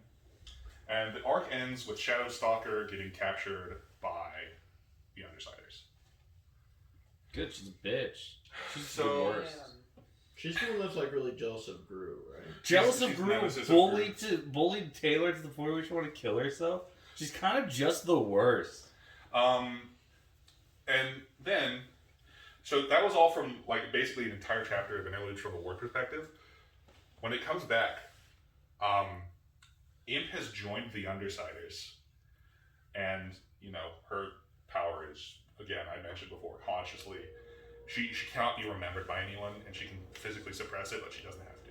She's very high strung. She has a very good relationship with Alec. They're both kind of fun loving, like gamer dudes. Psychopaths. Like psychopaths. It's really great. They have kind of a cool dynamic. She can rob anything. As long as there's no security camera, she just takes shit. Yeah. She gives Brian a lot of grief because he tries to like be an authority figure, and she's just like, "Fuck, I don't gotta take this," and then whoosh. Where is she? You don't remember me. Yeah, it's really fucked up actually. Oh, that's kind of neat that both of them have abilities to kind of hide from stuff. Yeah. I wonder how that is. Yeah, that's. So it turns out when I said Regent's ability was to control people's like muscles and stuff, that was only partially true. That's actually a subset of his bigger ability, which is he can slowly control all of the nerves and stuff in their body and just completely people puppet someone. Bet. And while this is going on, he feels all of their like emotional responses to things. Christ. And like all of their physical responses to things as well. So it takes him like half an hour to 3 hours to actually go through and do this to someone. But once he does, he can both takes over someone again really, really easily, and also he has like control of someone with superpowers. He can like use their powers and shit through that person. It's really great. So he's arguably like a Trump. He's technically a Master 7, I believe. Yeah, because that's fucking How hard. high do they go? 10 is the theoretical upper limit. Past 10, it starts to not matter. Just Like you're like gonna die like anyway. Behemoth is a brute 15.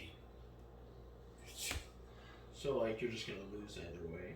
Yeah. You're just really So fucking good. 10. By the end of the series, Taylor has a classification of Master 10, theoretically, not just simply because of how creative she is with her powers. Yeah. Is there like I know this might be jumping the gun. Is there like a master that's better than her but has kind of a similar set of powers that she goes up against? Or is it more like a tinkerer that can make Who's little the Virgil machines? of the dyad? Yeah, is it like a rival character for her? The closest thing she has to a full-blown nemesis is Armsmaster. Because he's a dick. Because Armsmaster grows to see himself as responsible for her rise to power, and as the Undersiders grow more and more powerful, Skinner eventually becomes the leader of the Undersiders. In a matter of months, they manage to eventually, spoilers, control the entire city. He's like, if I had been 8% less of a dick, this terrifying force of nature would be on our side. Fuck. Does Armmaster have a redeeming moment? He does eventually. Eventually, he really grows to care for Dragon. That's kind of a big part of his redemption. He's kind of he kind of learns from his mistakes eventually.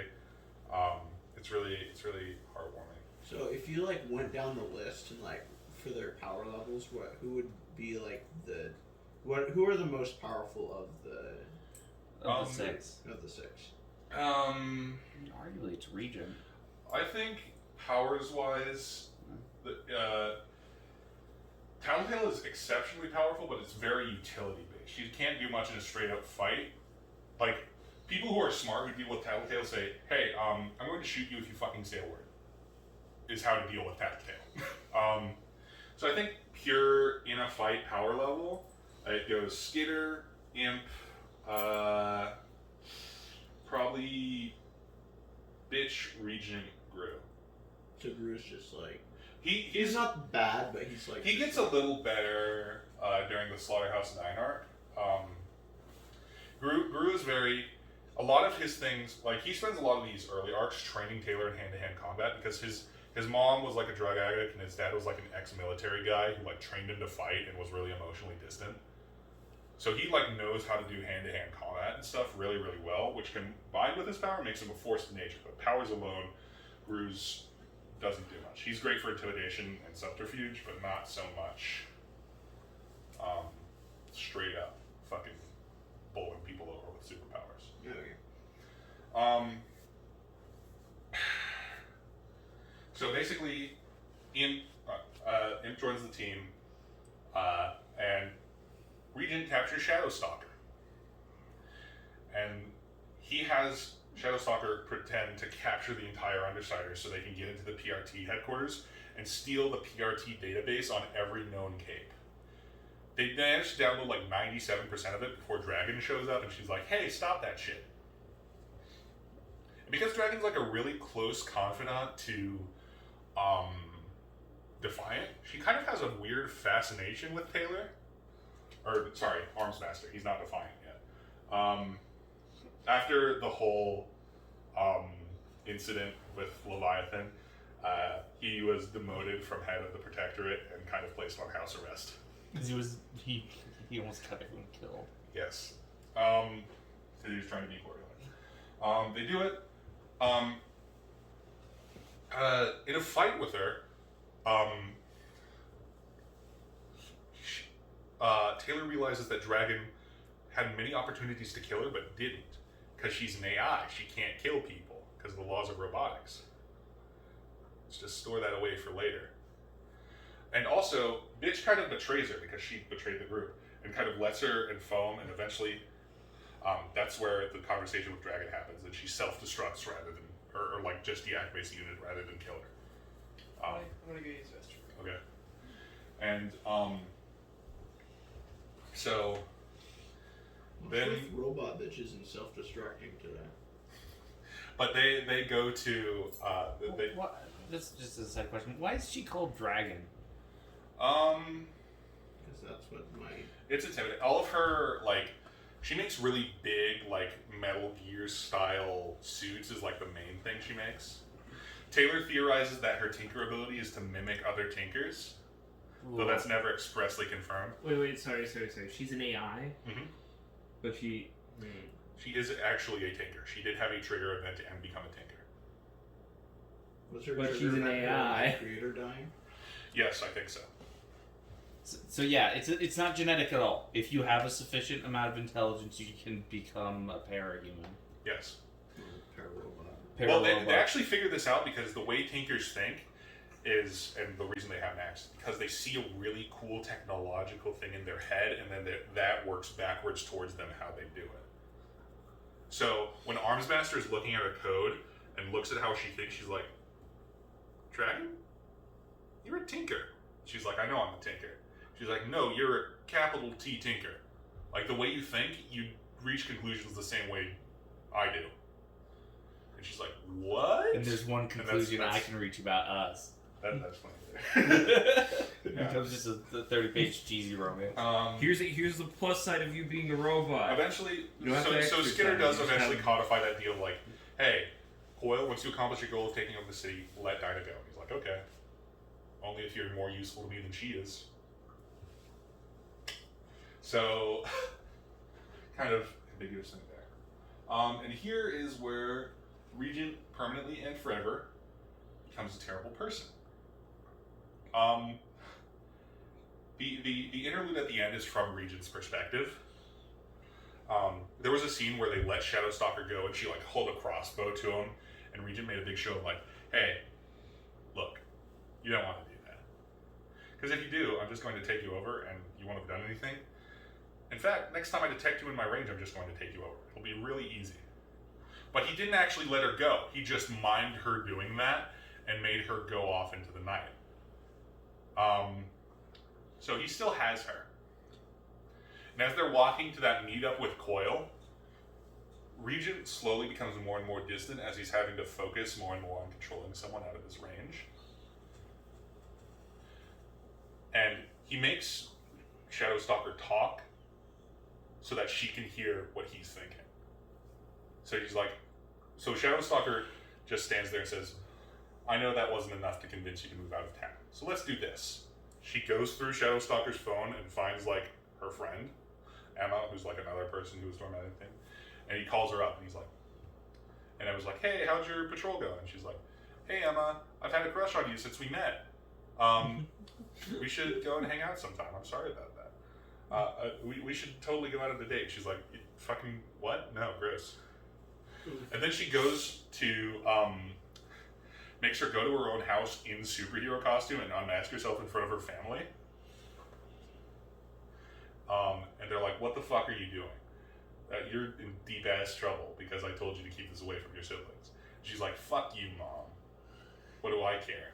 And then he makes her walk upstairs, write a suicide note, get a cord, throw it over the beam, tie a noose, get a chair, lean forward, and then he says, that's enough. You're not going to stay here. And lets her go.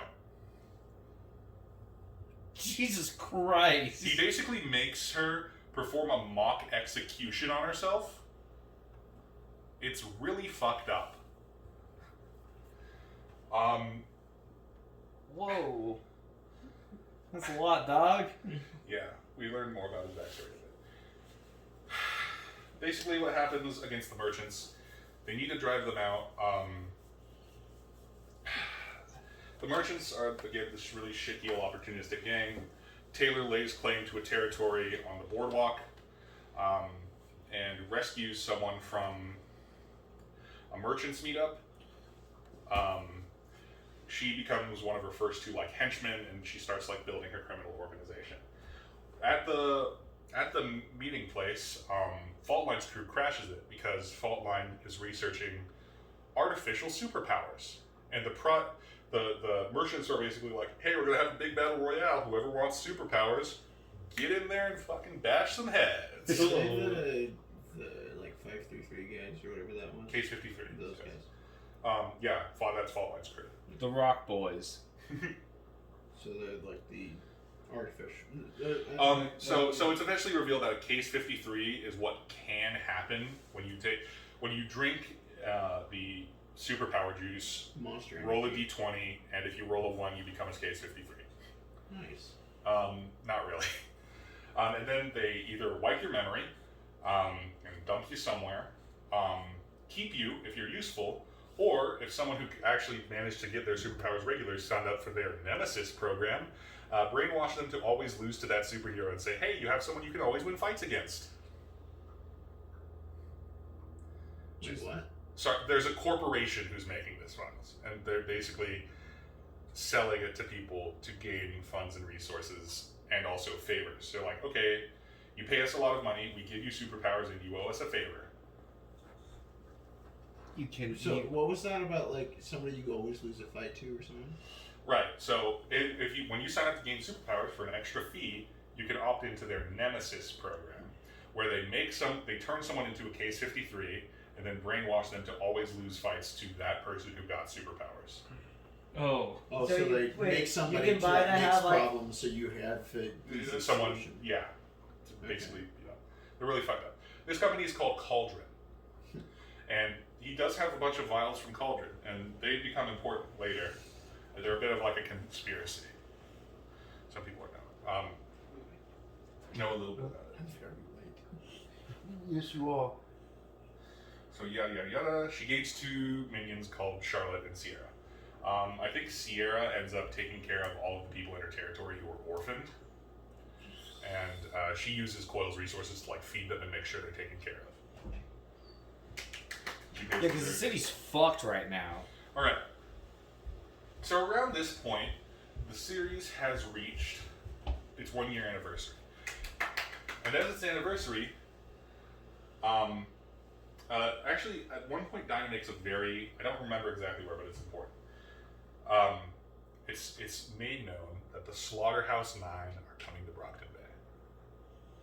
The Slaughterhouse 9 are basically a troupe of superpowered serial killers who rotate membership when one of them dies, and their main goal is to further suffering in the world. Their leader, Jack Slash, is basically committed as being remembered as one of the worst people in history. He wants to be in the books with like Hitler. Flamingo. He's like, Go up. he's a real He is the fourth Reich. he's kinda he's Fourth really or he's sixth. really a bit of a fucker. So I mean, you said he wants to be like Hitler, So- so yeah. And once this is made known, Dinah, the precog, is like, hey, if Jack Slash leaves the city alive, 99% chance the world ends in 2 years. And everyone's like, what the fuck? What was that? Can you run those numbers again? Did you mean 9%? She's like, nope, 99% of the world ends in 2 years. Why? She doesn't know, but she knows it's predicated on Jack Slash being alive. So everyone in Coil's organization knows if Jack Slash leaves the city alive, the world is over. Sucks. no, there's the end game chance. She There's the explicitly dream says chance. one third to like 99% of the world's population will die in 2 years if he leaves the city alive. Jesus. Got them What, drunk. like what is them his odds. power? Jack Slash, his power is he can infinitely extend the cutting edge of any bladed weapon. No. He's Shalnark. He's He's sure. he's Sephiroth, dude. How? Wait. So he can just. How long does it take? Like the. No, it's just So he can cut buildings in he half. also has no because it still has the same durability. Like you Oh. couldn't cut a building in half with a butcher's knife, But you could. but you could cut a person's throat with a butcher's knife. But From anywhere. He's Shalnark. But wait, hold up. Yeah, What constitutes an edged weapon? like a knife. A knife, a sword. Yeah, but like. So if you just okay, hit it with a okay, bayonet of a okay. gun, This is you getting can just into go- we're getting into the weeds, but like, if you have like a big old structure that technically has an edge, like just like a block, But I think he But has like- to hold. It has to Blades? specifically be a bladed weapon. a bladed weapon. What if you made just a big, thick bladed weapon with like this really flat back? You just like make If it you go go like to one the of those moon. Klingon swords and just kind of like Just make it go to the moon. shoot her around. I mean, you could, but what would you be doing? You'd be drawing dicks on the moon. Yeah, man. I mean, You kidding? from Who what else he- is drawing dicks on the moon? Cut the moon in Neil half. Armstrong. You know those Cut the moon in Klingon half. swords. So well, the nine- you could hit Cut like that a, left. obviously- you could hit This like guy a shoot you could hit like a lasers. satellite and then have Planet Tessa. If you wanted, like, he doesn't give a shit about that though. Unless he could find a way to use that to fucking kill everyone, he probably wouldn't do it. But they get into town and they basically fucking slaughter all of the merchants except for like the fresh trigger because his power is to blow things out of existence, and he thinks that maybe he can kill one of them. And anyway, But the 9 gets to town, and they're here specifically to recruit. Because one of their number was killed when the last recruit joined in. So how it works is everyone nominates someone. They all put through pathological tests designed by the 9, and then whoever is left standing gets to be one of us. Is it basically like Saw? Sort of. So we get a series of 8 interludes where the 9 nominate people. I'll discuss their powers as relevant, but if one of them sounds interesting, you just let me know. The Siberian nominates Rachel. Siberian is like a zebra-striped woman who is completely invulnerable. Nice. She is a cannibal who doesn't need to eat, but she does because she likes the feeling of eating people. Nice. She's basically like an unstoppable force. And she can also extend her invulnerability to any person or thing she touches with her hand. So she's like a brute, like 400 or something. Yeah, she's intensely. She actually killed Hero, which is one of the founding members of the Triumvirate. Damn, bitch. So she's just like unbeatable, basically. We find out more about how her power works that enables her to be I killed. guess Regent could beat her. Yeah. Anyone that's more psychological than Crawler physical. nominates Noelle. I haven't talked about Noelle a lot. She's basically the reason the Travelers are here. The Travelers have 2 goals. One is not yet known. The other is to find a cure for Noelle. The Travelers, the other criminal organization, their friend is a Case 53 who is really, really fucked up. Like, she can't touch people anymore because of what her ability is. Yeah. And Crawler is a member of the Slaughterhouse 9 who basically slowly grows immune to the type of damage he takes. So he continually looks for things that can hurt him to grow continually harder to defeat.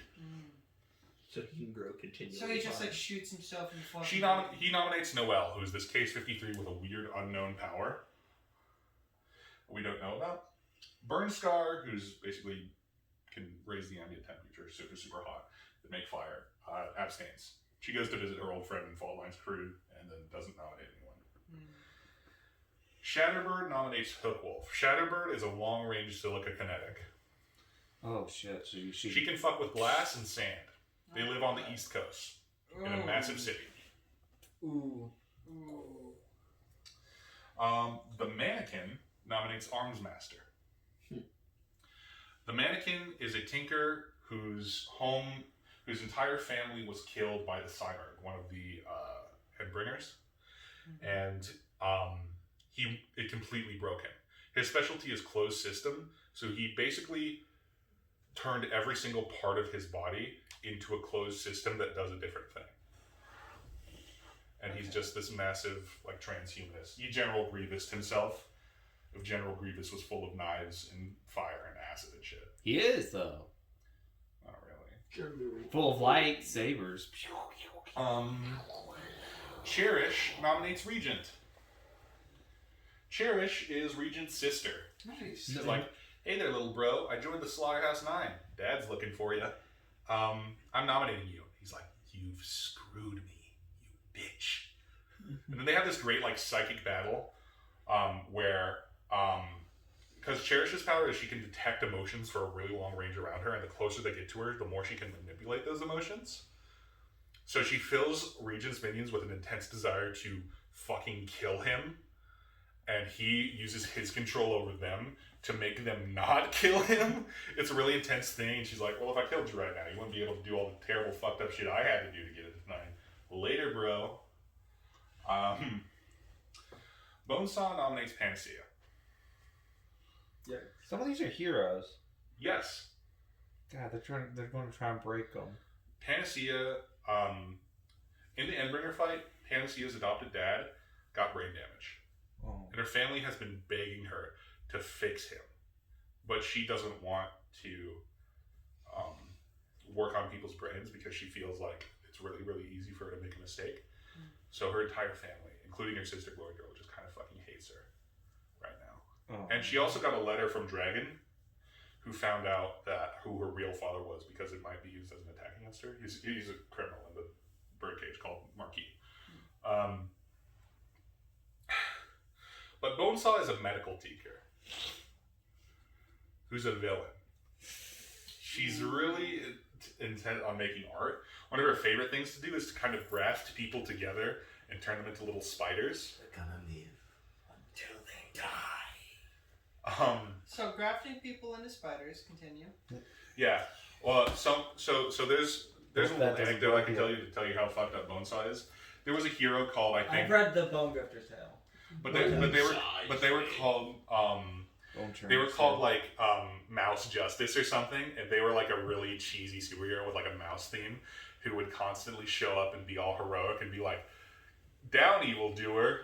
I see what you did there. You won't be making that cheddar anymore," and like beating the fuck out of them. And one of her nemesis got so fed up with her shit that she went to the Nine and said, "Kill this bitch now."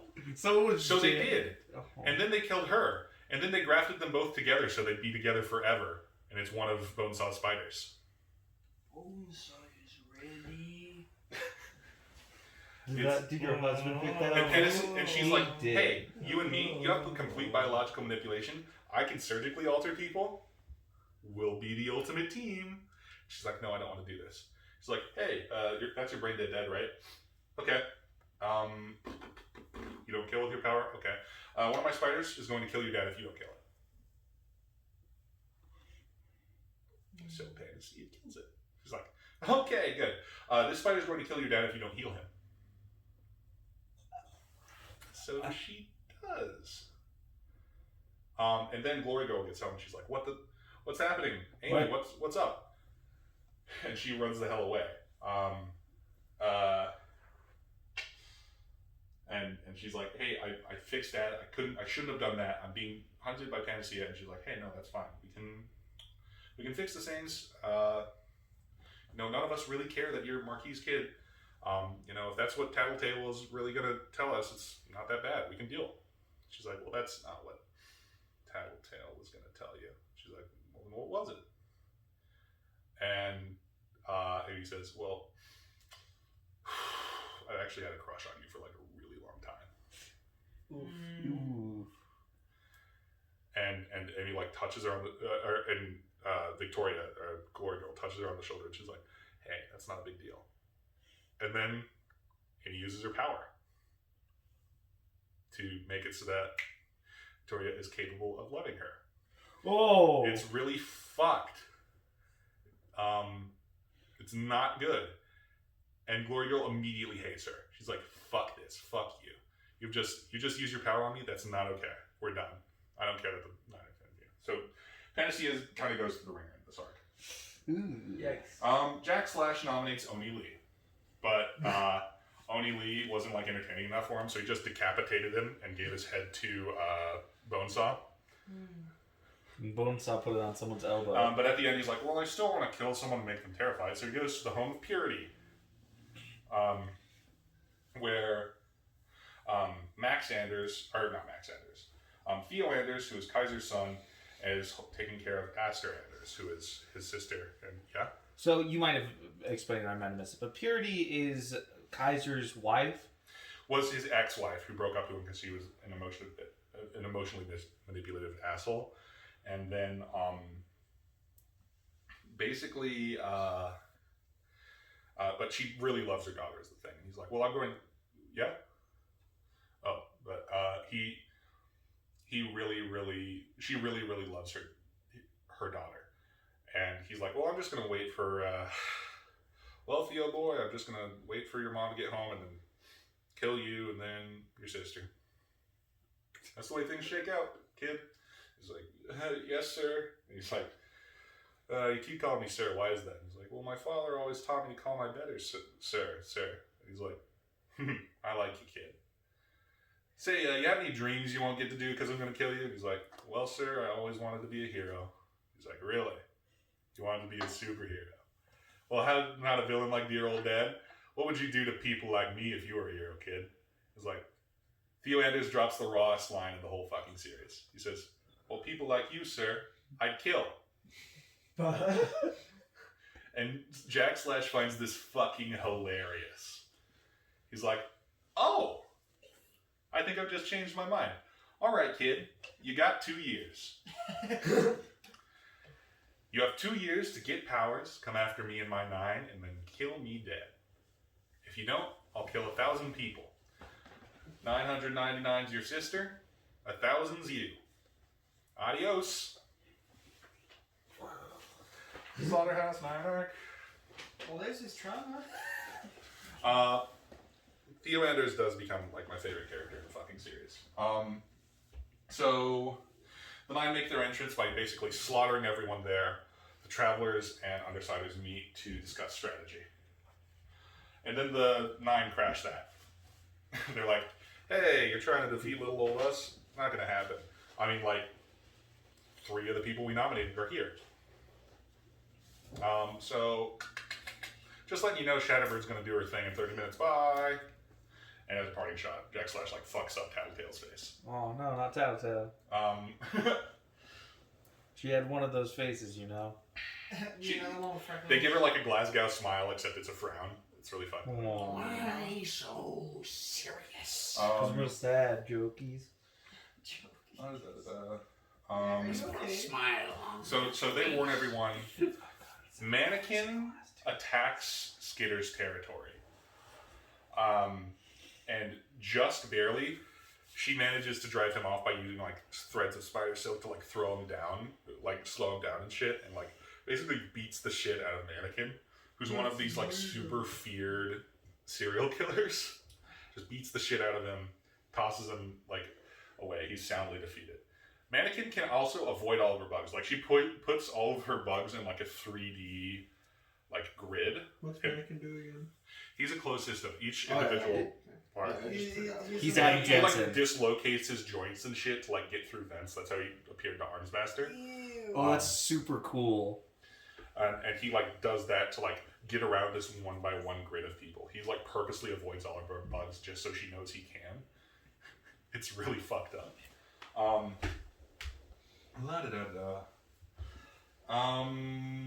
So Regent explains his backstory to the rest of the group. This is further Regent is an asshole fuel.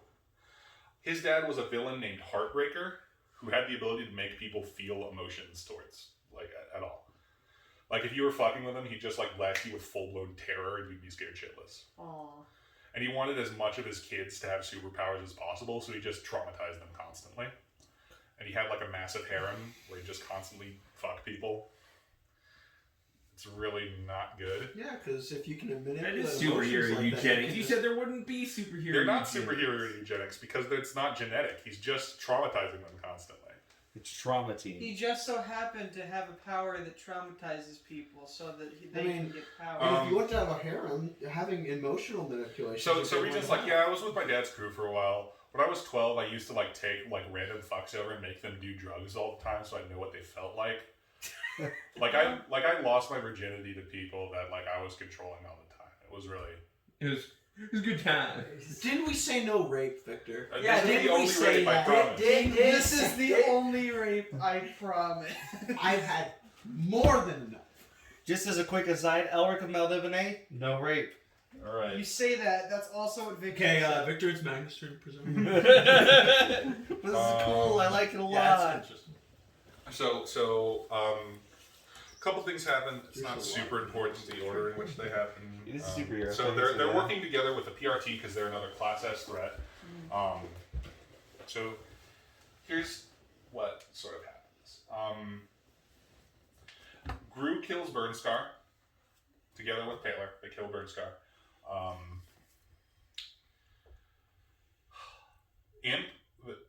Imp's like, hey, I can just go over there and like fucking kill all of them. And they're like, well, we don't know their abilities. So Imp, you probably shouldn't do that. She's like, fuck you. And she goes to do it. She like walks up behind Jack Slash and no one knows she's there, slits his throat, but he doesn't die because actually Bonesaw has just put like super tough sheathing around all of his veins and like windpipe and shit, Oh, so that even though the skin's broken and there is blood, nothing too bad actually got cut. So it's just like getting cut anywhere else, basically. Yeah, it's that mesh that made it impossible to do actual damage to it. Cherish actually notices her, but she's like, "Hey, I make a deal with me." Sort of You deal. got a plan. Cherish and Shatterbird are captured. Regent takes over Shatterbird. Oh. Cherish is in Coil's custody, like in a boat off in the harbor somewhere. Am I misremembering? Wasn't Regent's power just to like give people muscle spasms? Oh yeah, you might have missed this. Oh, you might have missed it. You might have been in the bathroom, but he revealed that that's just a subset of his larger power, which is to completely and totally take over someone's entire body and feel their like emotional, So I didn't- emotional and physical responses, which is how he was able to do things like do drugs vicariously through other people. I'm sorry. Continue. He does a really fuck thing where, do you remember the shadow girl, like the shadow hunter chick? Mm-hmm. Yeah. Well, I think I was there for that one. Oh, okay. What's it ranking? Mannequin and Crawler are killed during a bombing run by the PRT. They basically carpet run the area where those two were with Bakuda's tech. Oh. Crawler stayed there voluntarily, Oh yeah, he's just trying not to get. He's trying to build up. and Mannequin also got caught in the blast. But the remaining of them, How'd however- Crawler die to it? What? How'd Crawler die to it? it was like a time dilation bomb, so he's just frozen in time there Oh, with Mannequin. Damn. nice. Mm. However, one of their raids goes very, very wrong. I believe, basically, Gru is captured by the Nine, who have holed up in Dolltown. And what they did to Dolltown is Bonesaw gave cosmetic surgery to everyone in Dolltown to make them look like one of the Nine. Nice. Some Soren Lefesh. Parian is fucking traumatized by this. So is Sauron. Except Parian wasn't the one who did that. She just feels really bad about it. Not being able to protect the people. she Not being wanted able to protect them. So Taylor and some other people try to go on Taylor and Aisha, I think, try to go and rescue him and fail.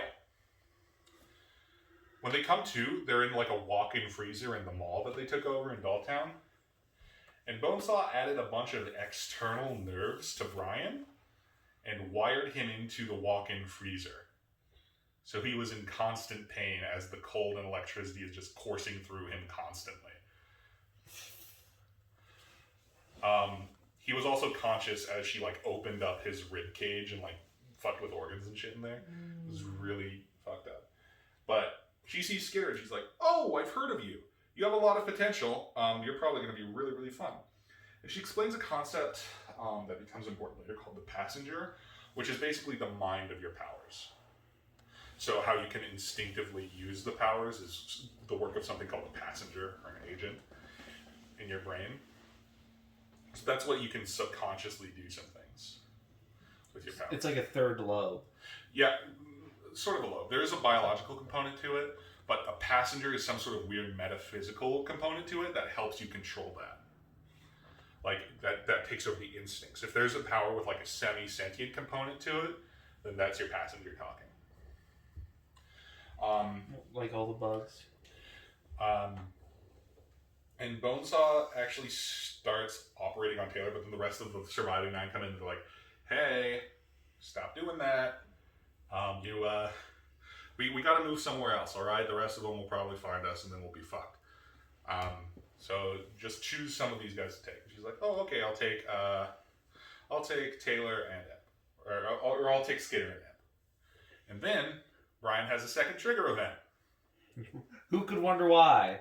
because he's in an exceptional amount of pain, and two of the women that he cares about most have just been carted off by a band of serial killers. Yeah. Man, it's not doing So it. his new power is that now anyone in his darkness, he can use a limited version of their power, like a weaker version of their power. Oh, I like that. That's cool. So So this is like a second trigger, not a double. this is his second trigger. Oh, So- it's like a trump. Yeah. That's like So then something weird happened. As Brian is like in the wall, a second zebra-striped Brian comes out and starts fucking them up. Oh yeah, because what? That's the Siberian's power. But the Siberian, that's her Shouldn't that be? The Siberian is a projection. She's just no Mima Stan. That means that she has a perfectly vulnerable host somewhere, and if we kill them, curtains. We can just get rid of the reason that they can just be and have 3 people be completely immune to damage. Let's fucking do it. They get out of it. Brian's a fucking wreck. He is no longer a component. Panacea, I think, eventually fixes them. Because Panacea for Siberian's trial is being hunted down by Siberian. What she does is she like walks up to her and bites off one of her fingers and like pushes her away and like keeps hunting her. It's really fucked up.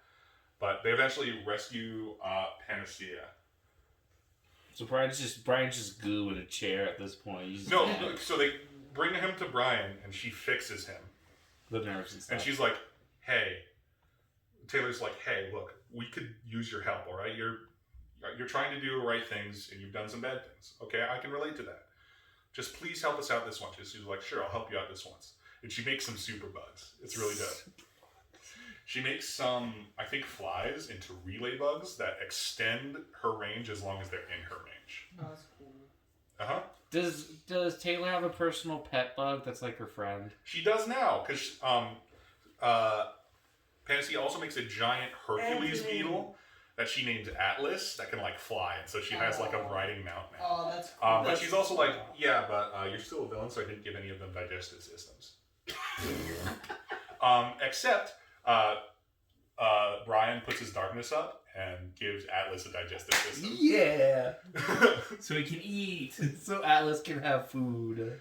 Yeah, but she mentions like, hey, this feels really different because all these other bugs instinctively know what they're doing, but these bugs don't do anything unless I tell them to. Oh yeah, because they were They're- born yesterday. Oh, well, not even that, because they weren't created by her. They're not like in her rule set. Basically, the passenger isn't. Yeah. Their final thing.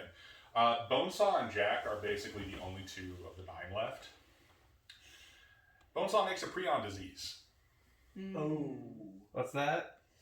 So, how it's explained in the thing, and I might be misremembering this, is it's like a xena that fucks with the proteins in your body and makes them malform, so it's a really painful, slow death. And she has a secondary thing to it where it fucks with your ability to recognize other faces. This is Zero Escape. Oh yeah, this is Zero Escape. They put it in the water supply and then vaporize the water supply. Oh shit. Oh. So, how this resolves is Jack and Bonesaw trick Taylor into thinking they're Brian and Gru. So she calls Cherish while they're there. And Cherish has... what? Oh, sorry. Gru and Lisa and Brian. And so she calls Cherish, and Cherish says, hey, just reminding you, if Jack leaves the city, the world will end in 2 years. And Jack's like, he's pogging IRL.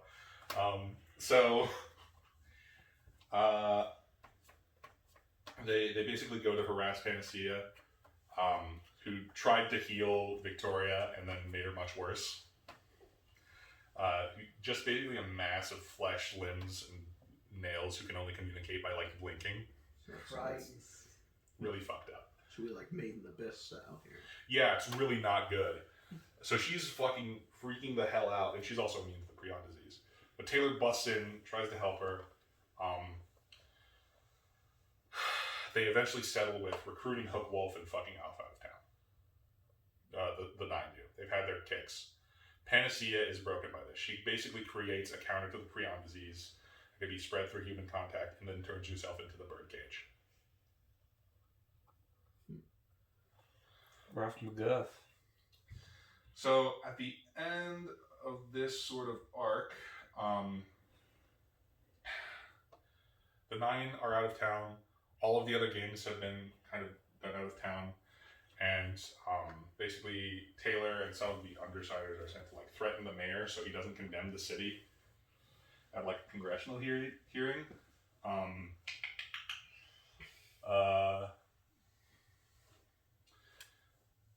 Defiant emerges. It's literally just a gritty 90s reboot of Arms Master. as arm Because mass. he made a bionic arm for himself. Yeah. With help from Dragon, actually. He's fucking that robot.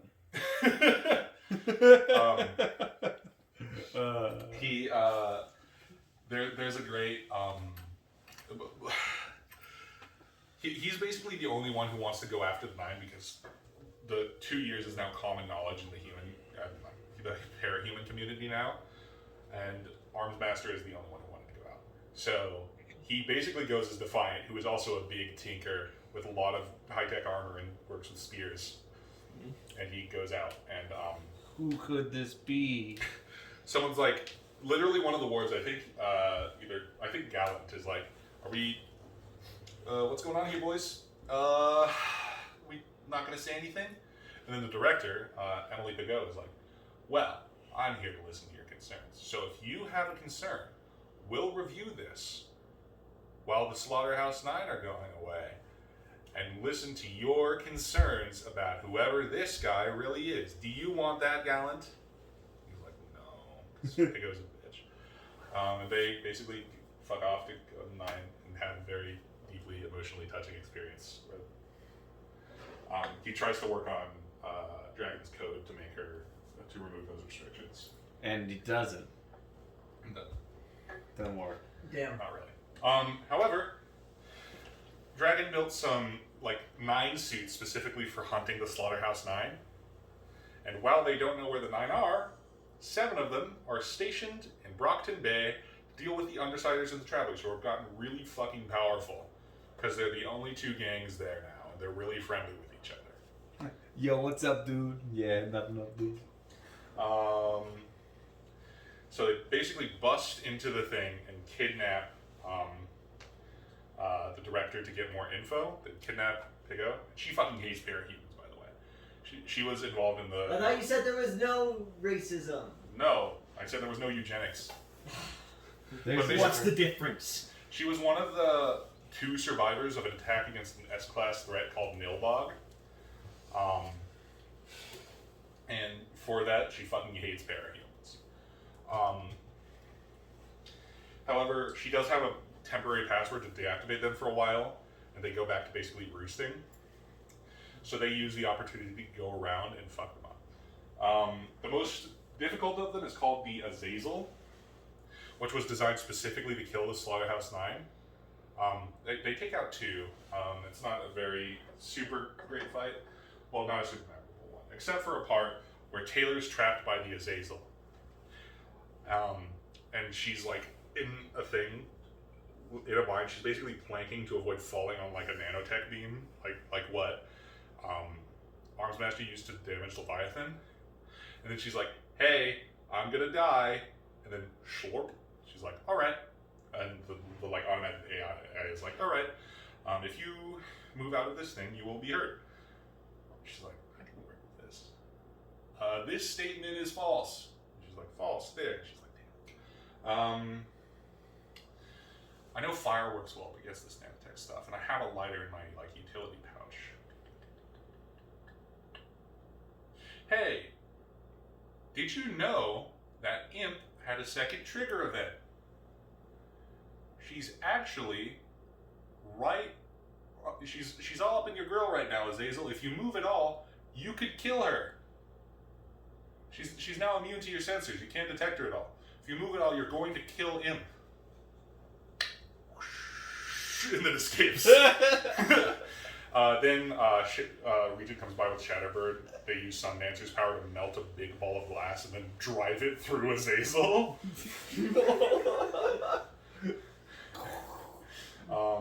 After destroying the most technologically advanced suit in her repertoire and 2 others, they leave Brockton Bay.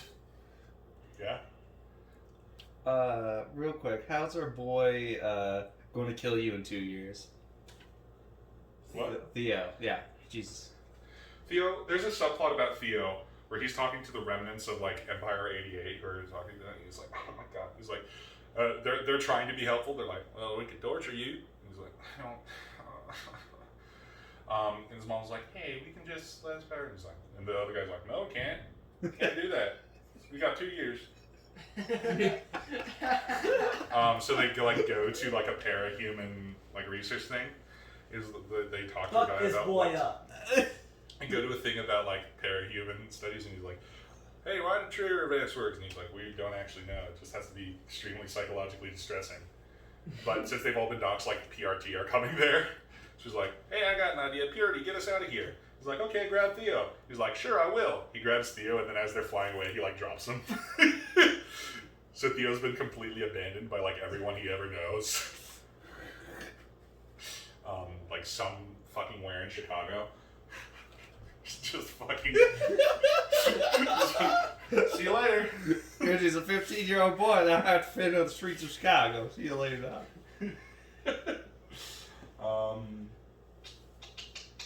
Now, Where is Brockton in the U.S.? It's on the eastern seaboard in New England somewhere.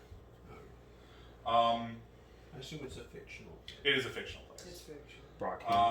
So for that kind of shenanigans, taking out 3 of the most advanced suits, Emily Pigot is fired. And then is replaced by a man named Thomas Calvert. At the mayoral debates, which Taylor attends in their civilian identity with her dad, Coyle raids the debates and dies. What? Coyle like shows up and he's like, "I'll fucking kill all of you," and then he died along with a bunch of reporters. Because And then guy has like a girl that predicts the there's future. actually in this chapter she looks directly at a flashbang that he throws and goes blind. Skidder does. Permanently? Well, no, but like for the next few arcs, she's blind. She's Daredevil. Except for the bugs. Except for the bugs. It's actually a cool like power moment where she's been learning to like hear and sense through her bugs this entire time. This is like the ultimate test of it, so she kind of has to develop that aspect of her abilities to function. And then the Undersiders is approached by Thomas Calvert, and he's like, "Hey, you guys aren't stupid, right? You know what's up?" Like, "Yeah, we know what's up. Hey, Coyle." He's like, "Great." And Skitter's like, "Wait a minute. All the other games are gone. Dragon shit is gone. Release Demon. You have all you want." He's like, "Okay." And she's like, "What?" She's like, "Yeah. You did what I wanted. Here's Dinah." Sits there, and she is teleported away bet. to a man with a gun who fucking executes her. It's in a building surrounded by PRT. She manages to survive fucking barely due to a combination of like armor plating and like the spider silk costume she's wearing. But she's fucking incapacitated. She like claws her way out of the building. Calvert's actually on the phone like, "Do not throw grenades at her. Do not do that." The implication being that the other time out of him tried to throw grenades and it somehow backfired. So essentially, it was like, "Here you go," and then Taylor is now just fucked. Yeah, but she claws her way back into the Undersiders and sees that she's been replaced by like someone who's wearing a costume that looks exactly like hers.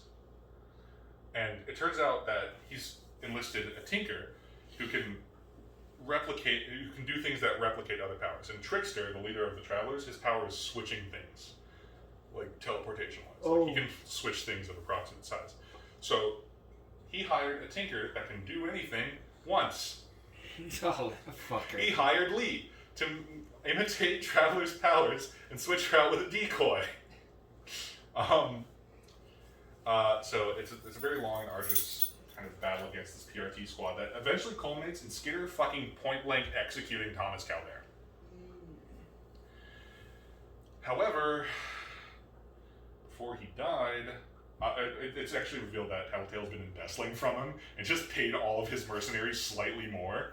That's how you do it. However, before he died, as a final act of spite, he called Noelle. Oh. There's this crazy powerful Case 53 who is relying on Coyle to get her a cure. And now she knows the Undersiders just fucking executed him. The next kind of arc is about the Travelers. And we learn more about the Travelers. The Travelers were an esports team from Earth Aleph. There was a tinker in the past called Dr. Haywire who I love the name. who was a tinker who specialized in like universe traveling tech, like dimension hopping tech, and through that they got in contact with basically Earth Aleph, which is basically exactly like our world. And they were an esports team from Earth Aleph. So this is Primus. So they're the esports team from Earth Aleph. They were basically dragged in when the Cymerg copied Dr. Haywire's tech.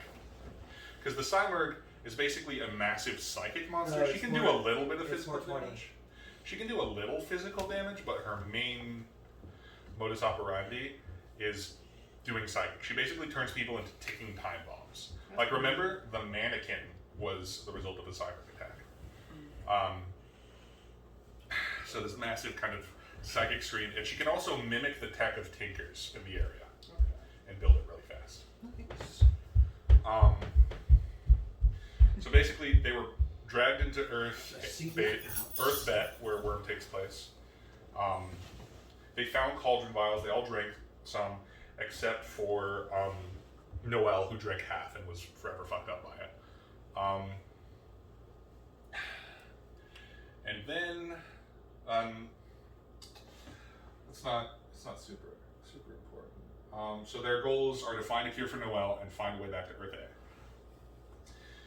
There are a few people who become important later. When they're traveling down the eastern seaboard, they meet a villain called Accord, who's a very particular gentleman. He's very like OCD about things, and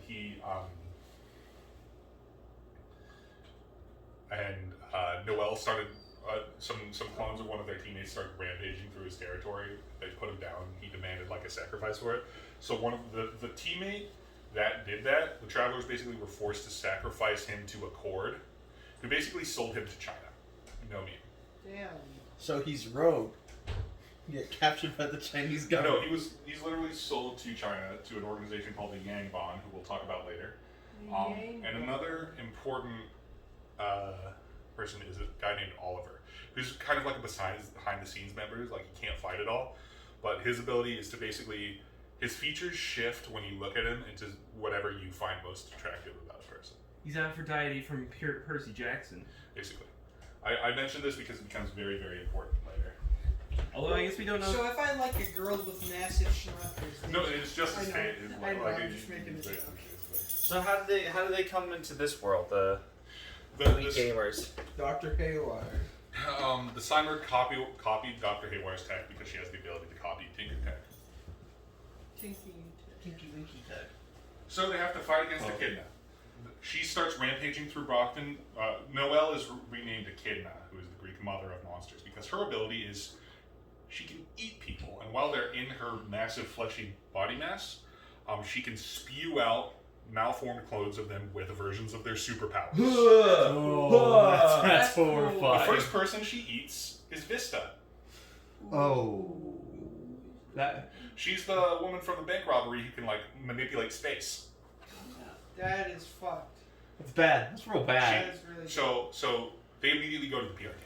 They're like, "Hey guys, fucked up real bad. We got a Class S threat." Like, no, you don't. Like, yes, we do. So eventually, it's only as a Class A threat, and Eidolon is the only one who shows up. Eidolon's power is he has multiple powers. His passenger basically decides on a power set of 3 powers. And he can hold on to some for longer, and he can choose to drop others. But he basically grabs them from a pool that's randomly decided, and they slowly get more powerful as he I uses like them that. more. That's cool. I like that imagery. It's a roguelike. Sort of. So, They haven't Tattletale. make any more Modronics, by the way. Yeah. So, Tattletale calls Faultline's crew for help, negotiates with them, because Labyrinth is a super powerful shaker who can, like, reach through dimensions and pull out, like, weird Greek architecture shit. It's really interesting. I wonder why they call her Labyrinth. Yeah, they may, and Tattletale throughout the fight with, the eventual fight with Echidna, makes a weird segue that she talks about, but she realizes that the energy from powers are pulled from alternate dimensions. Oh, of course they are. Like, she specifically says, she realizes, like, hey, the guy who, like, erases stuff, you know, from the merchants that Jack Slash thought, the guy who erases stuff, she looks at the thing and notices that, like, the lines in the asphalt don't line up exactly, and she uses this to deduce that it comes from the universe. So, like, when Sundancer is having a massive fireball explode around her, the reason she doesn't do is because all of the heated air around her is actually shunted off into some alternate universe. Z space. No, like literally an alternate version of Earth. Oh. So somebody that was just standing there in alternate version Yeah, got their and ass she's whooped. like, well, sometimes, well, they may be populated, they may not, it may be drawing from one, it may be drawing from many. That's where the energy from my thinking comes from. It's where the energy from, you know, to control your bugs comes from. Ain't that wacky? And they're like, well, how do we use this to defeat Noel? They're like, well, we're gonna rip a portal open. We're gonna rip one open, we're gonna use Scrub, and we're gonna use Labyrinth. So we'll just hold out until they get here. Could it be the case that the Endbringers are also from alternate dimensions? They could be. We'll learn about them later. It's entirely possible. It's entirely possible. She says, and Noella's pissed. She's like, all right, all I want to stop my sacrifice is the Undersiders. To stop my rampage is the Undersiders. Well, if you let me kill them, I'll leave you alone. The Undersiders are like, don't do that. So the fight goes on, and some real bad shit happens. Because Echidna manages to eat Eidolon and Alexandria. Ooh. Two of the triumvirate? Yep. Eidolon comes out, and Alexandria pops out, and Alexandria looks exactly like the big boy director of the PRT. Like, of all of the PRT. Which is real bad, because the point of the PRT is supposed to be that they're governed by non-superheroes. And Eidolon comes out, and he drops another bomb. The Triumvirate founded Cauldron. Oh. Nice. Poggers. War crimes, war crimes. Oh no. Who used, like, human experimentation to develop powers and shit. And also, yeah. It's not good. When are we gonna go back to the Advent campaign? After Ecclesia So, too. so Skitter pulls a big brain combo play. She finds Clock Blocker. She says, hey, buddy, use your power when I tell you to. He's like, okay, man. He's like, here, hold this. And she gives him a gun. He's like, what? And then he's like, hey, Noel, it's me, Skitter from the Undersiders. You can totally kill me. Just let Eidolon go. She's like, all right, fine, bitch. You're not going to run away like a coward, like a little coward bitch, pussy, no. He's like, nope, not going to do it. Just come at me. She's like, fine, bitch, your funeral.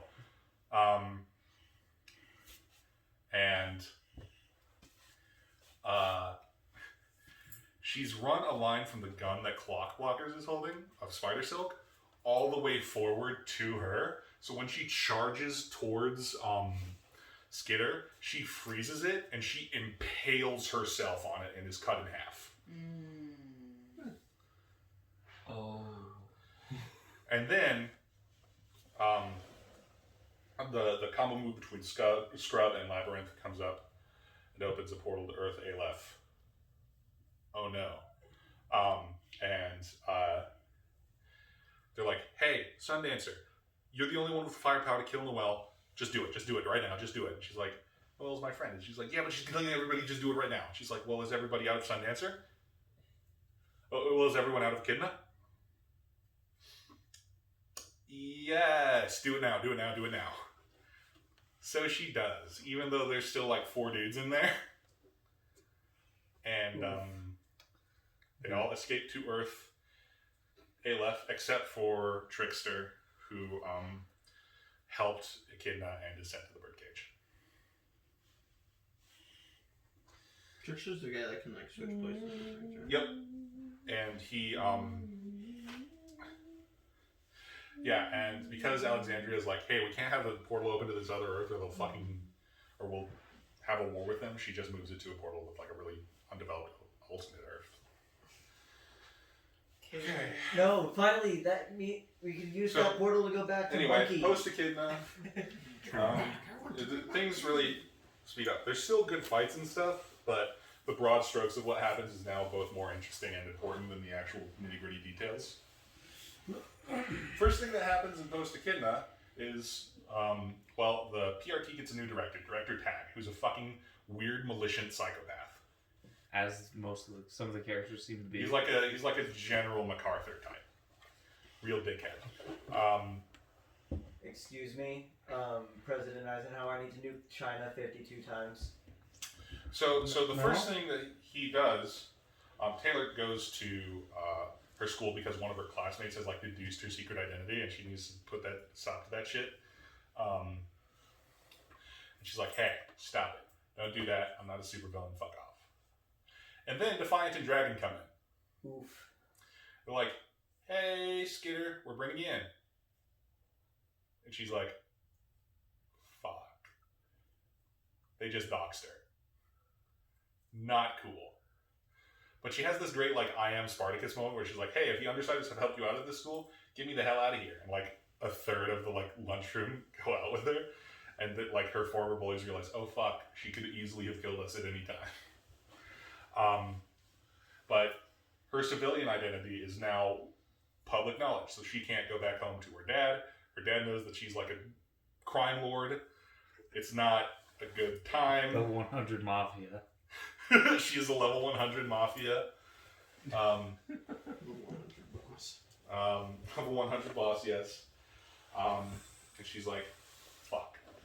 In a fit of pure rage, she organizes a raid on the PRT where she finds the director and she's like, "What the fuck were you thinking?" He's like, "Well, you're a violent criminal. So I don't really need to be concerned about you and yours. I need to be concerned about getting crime off the streets. Rules written or not, doesn't fucking matter. You can't do anything anymore because everyone knows you're a fucking 16-year-old girl." And she, like, beats the shit out of him and leaves. She has, like, a really edgy moment where she, like, goes to her mother's graves and, like, tells her about everything that happened. And it's revealed that when Dinah actually did cut ties with her, she put, like, 2 pieces of paper in her pocket that said, "Cut all ties and I'm sorry." So she spends a little time making sure that all of her subordinates are okay, and making sure that they can kind of run on their own, and that all of these new gangs that are coming in to capitalize on the new portal are dealt with, and they are. And then she turns herself in. Yeah. Never mind. Continue. I'll ask you later. She turns herself into the PRT. And she says, "Hey, I'll cooperate with any of your demands if you give leniency to the rest of my gang." And they're like, "No, that's bullshit. We're not going to do that." So she's in PRT custody for a really long time to play the mind game, but she can see and hear through her bugs, and they don't know that. So she uses it to, like, pick up on things she shouldn't know to try to gain more information. And it's a really, like, they bring her dad in to try to pressure her. They bring Tag in, who tries to play hardball. And eventually, they bring in Alexandria. And they're like, "Wait a minute. You're not supposed to be here. You founded Cauldron, and also you are the director, and you're not supposed to be." She's like, "Well, yeah, but I haven't resigned yet. Here's the deal. You can talk to me for 5 minutes, then I'm going to leave for 30, and I'm going to come back with one of your friends. Bye." Leaves, come back, Imp is unconscious in the lobby. He's like, "All right, talk. You're not going to get all the things that you want. We're not going to give your friends amnesty for that. What are you going to do?" She's like, okay, bye. Comes back with Rachel conscious in the lobby. She's like, "Start talking, man. You're going to start conceding points or all your friends are going to go to jail." And she's like, "No, I can't budge on this. We need like reforms going through so that people like Armsmaster can't prosper, and we need so people like you can't prosper." And she's like, "Okay, cool." Comes back with Regent in a body bag. Ooh. And Taylor goes ape shit.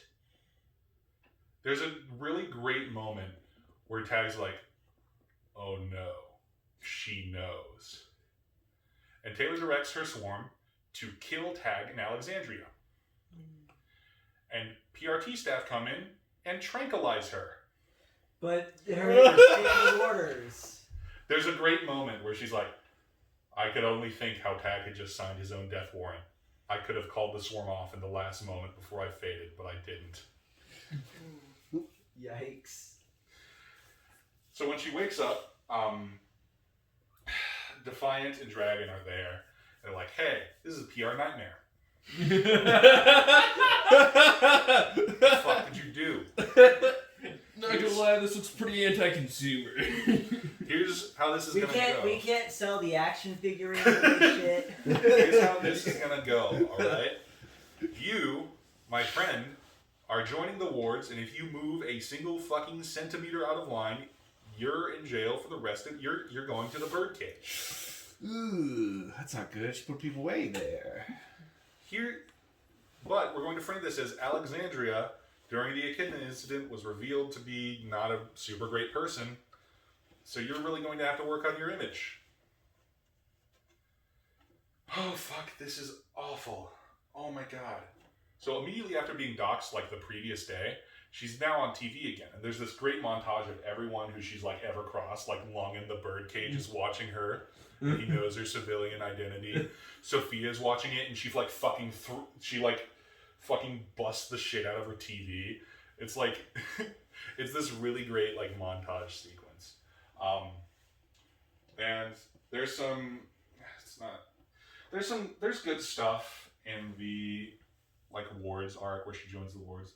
She becomes, like, good friends with the PR guy who's kind of an annoying shithead, but actually really smart. Yeah? So is Alec dead? No, that she faked the entire thing because she was trying to cold read her. But because Taylor has a shared consciousness with her swarm, she was getting fed false info. So she killed Regent thinking it would make her talk and not lash out. But really, everyone was still up and running. She was just completely faking it, and it led to her fucking dying like a moron. I think Tag was killed by bee stings, and Alexandria had the swarm float into her mouth, and she suffocated. That's Holy nasty. shit. That's nasty. You don't want to go dead by bees. Bees suck. There's some good stuff in And the wards. you don't feel the Chicago worm, wards. You don't feel the silver worms burr into your skin. The Chicago wards were involved in the Echidna incident, and she had, like, a really good dynamic with them, actually. And they actually volunteered to take her in. Yeah? It's Chicago. Does that mean Theo's here? Yeah! Yeah. Go on. I'll be honest. I'm gonna be honest with you. I like everything here. It's all great. I want to know what Theo's doing. Guy got a quest. Theo triggered at some point, due to being left alone, in Chicago, and has joined That's the what Chicago Chicago ward. does to Well, it's just Chicago. yeah. 100% of Chicago's population Um, triggered. But before cold. he can, like, officially go through the wards and meet Skitter, like, officially. Oh, Skitter, by the way, changes her hero name to Weaver now. Okay. And she's got a white, and she's, like, got a white and blue costume instead of, like, gray and yellow like it was before. Man, this 16-year-old has murdered a bunch of people now. Yeah. She's murdered one of the Triumvirate and two of the directors of the PRT. Single-handedly. Due to there being dicks. Due to their being dicks, yes. Let's not forget that. Doing pretty unethical shit. Yeah. So, before she can get super settled into the Chicago ward, she, like, proves that she can, like, do it and work within constraints and stuff. And then Behemoth starts attacking New Delhi. Uh-oh. They go to New Delhi. It's kind of an awkward reunion, and she's like, hey, guys, sorry for turning myself in, because the Undersiders are actually, like, there. Yeah, because And they're like, hey, we get it. Wish you'd, like, told us. And she's like, I couldn't do that. I gotta cut all ties. But she proves herself to be a capable field commander. And China joins in for the first time. The Yangbon joins in for the very first time and bring her fight. Now, China. But they don't know the unwritten rules. Listen, so the Yangbon are a really cool concept. They're basically a hyper-nationalist Chinese communist superhero cult. Cool. Who all learn, like, martial arts together. How they work is they're a team of, I think, like, 60 people. who are all united together by someone who can take powers, someone who can give powers, and someone with a power bursting quirk. So they work in like a team of like 30, like 20 to 60 people at a time. But they all have this power boosting power. So all of they're made of former parahumans who are like broken and psychologically reconditioned to be part of the Gangbang.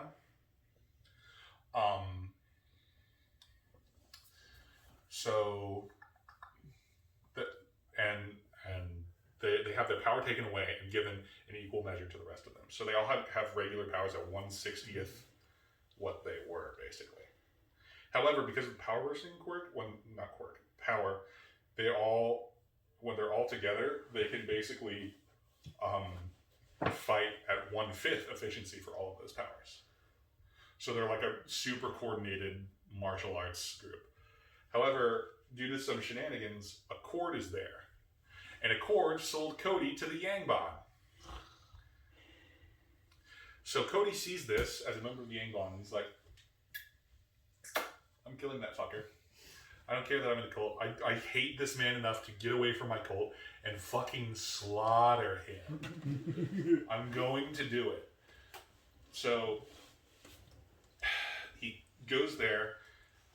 Goes to the crime scenes. He goes to the crime scenes, and the leader of the new triumvirate is a dude named Chevalier. He's cool, but I don't talk about him much. Chevalier, Tattletale, and Accord are like the field command.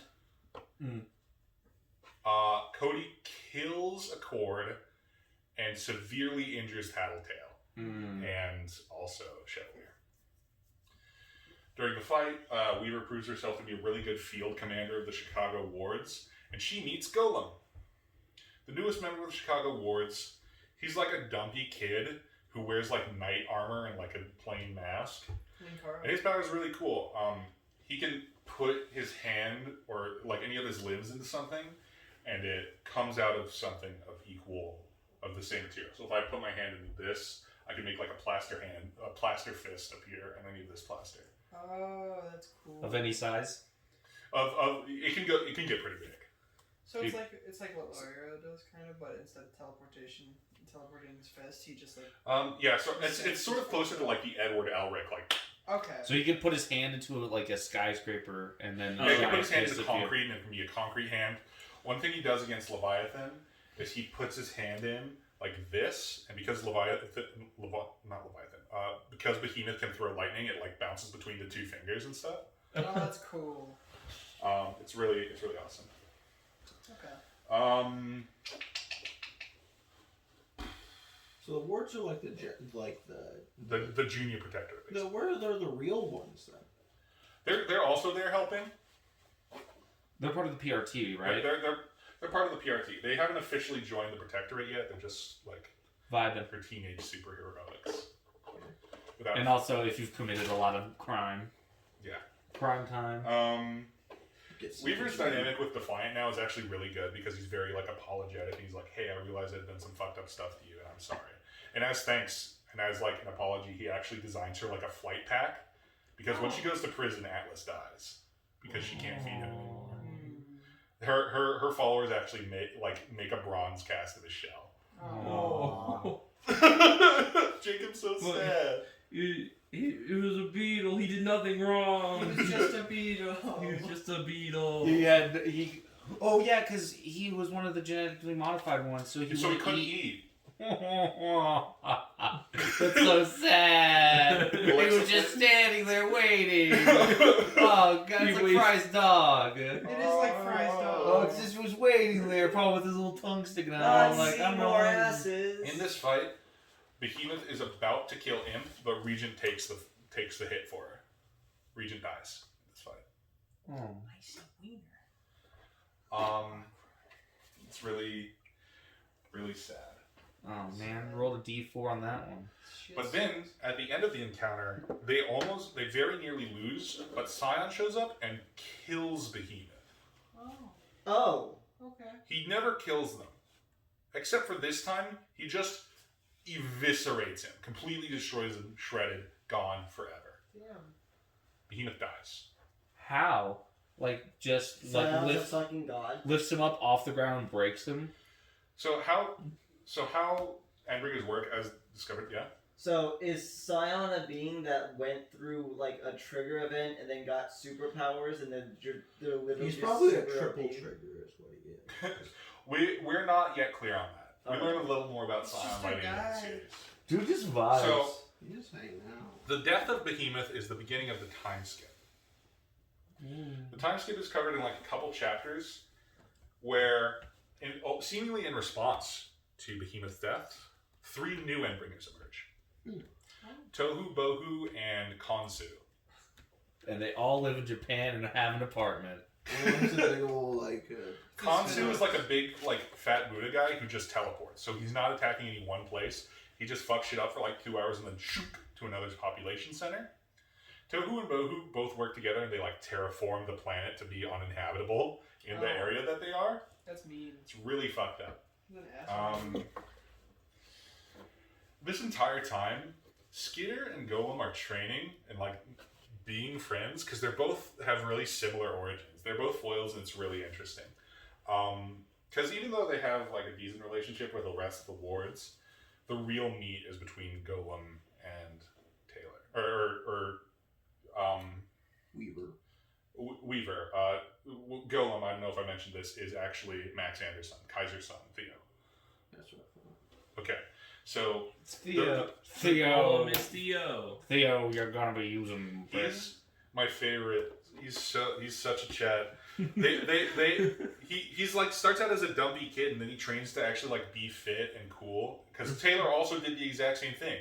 Because when she was being bullied and like running away from them, she's like, "Hey, I don't have any stamina. I'm going to run every morning." So they have a very similar arc, and they're both friends with like they both have criminal backgrounds. Like everyone they were ever friends with were sort of criminals, and they kind of working to fix that. His dad was in the What is it? Nazi, Wait, but so now what's his he's power Golem. again? What's Theo's power? He can.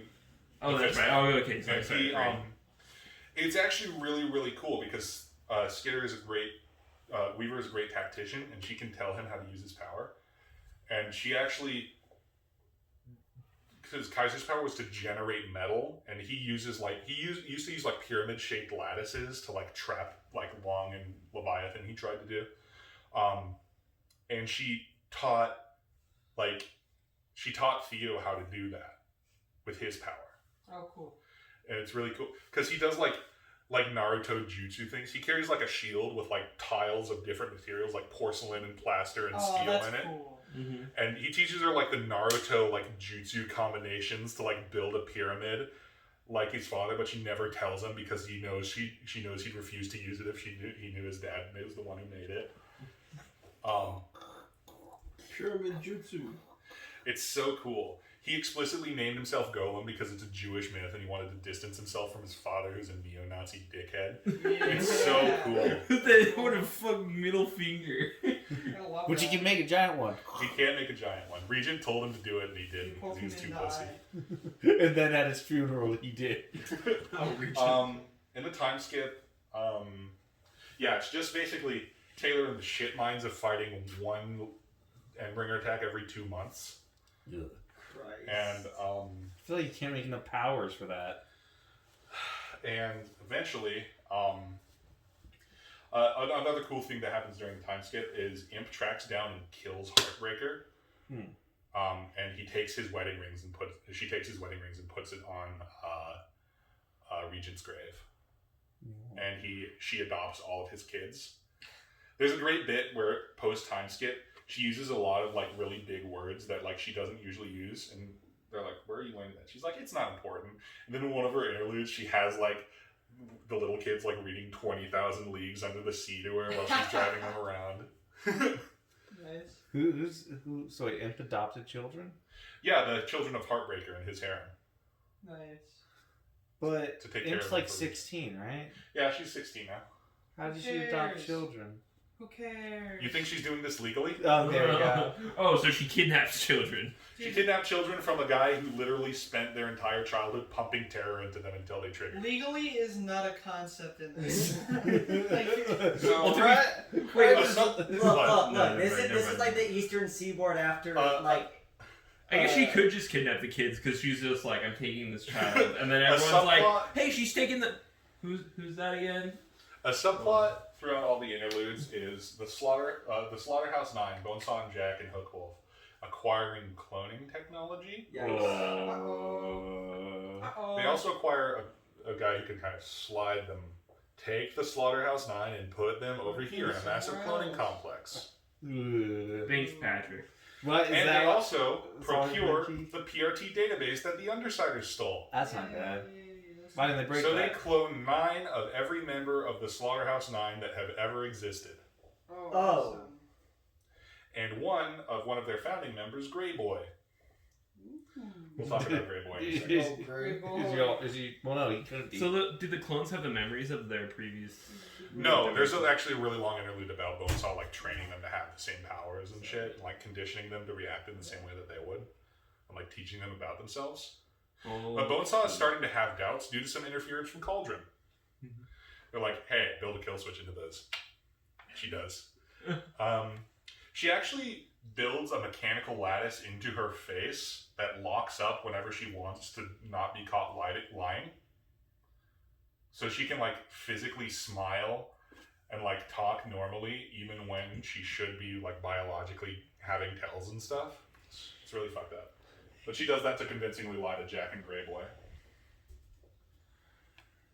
Sick. So once the deadline for the end of the world passes, nothing happens. Yeah. And Cauldron starts having meetings. Cauldron, we learn more about them gradually through the course of the story. Basically, here's their main man. Dr. Mother is the person who like makes the pitch. She has no superpowers, but she's like the chief creative behind it. The Gendo Ikari of the dyad. Shigeru Miyamoto. There's the number man, who's a math thinker. He Math. instinctively comprehends like all numbers and probabilities and stuff. He's a retired member of the Slaughterhouse 9. He's a computer. Nice. He now You works can for- retire out of that? Well, when you're as much of a Chad as the number man, you can do whatever the fuck you want, honestly. Dog see a sock and put my. Here's Wilson is Contessa, the number man. who has the most busted power in the entire universe. She can do Prevention things. of assassination. Her power allows her to see the path to victory, which she mentally thinks of a course of action, and if it's possible, she knows all the steps she needs to attain it. Damn, so she can just like diet if she wants. Yes. Man, that was like There's the most custodian wimpy, who like, takes care of their like testing facility, and Doormaker, who is the most powerful teleporter in the world, who can open a doorway to anywhere on any alternate Earth. Oh. When you cast Gate. It's literally Gate. Elemental plane of ham sandwich. And he also Is that where he's also paired up with another guy who can detect like sounds throughout it. So if someone says like Doormaker, New York City, and they're in New York City. Oh, that's cool. So that's how they get like Dr. Mother says like Door, Cauldron HQ.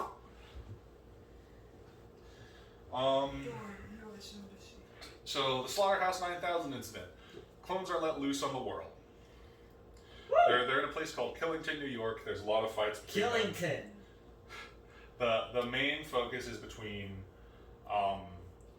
the main dynamic is between Skitter, Jack Slash, and Golem. Or Weaver, Jack Slash, and Golem, I suppose.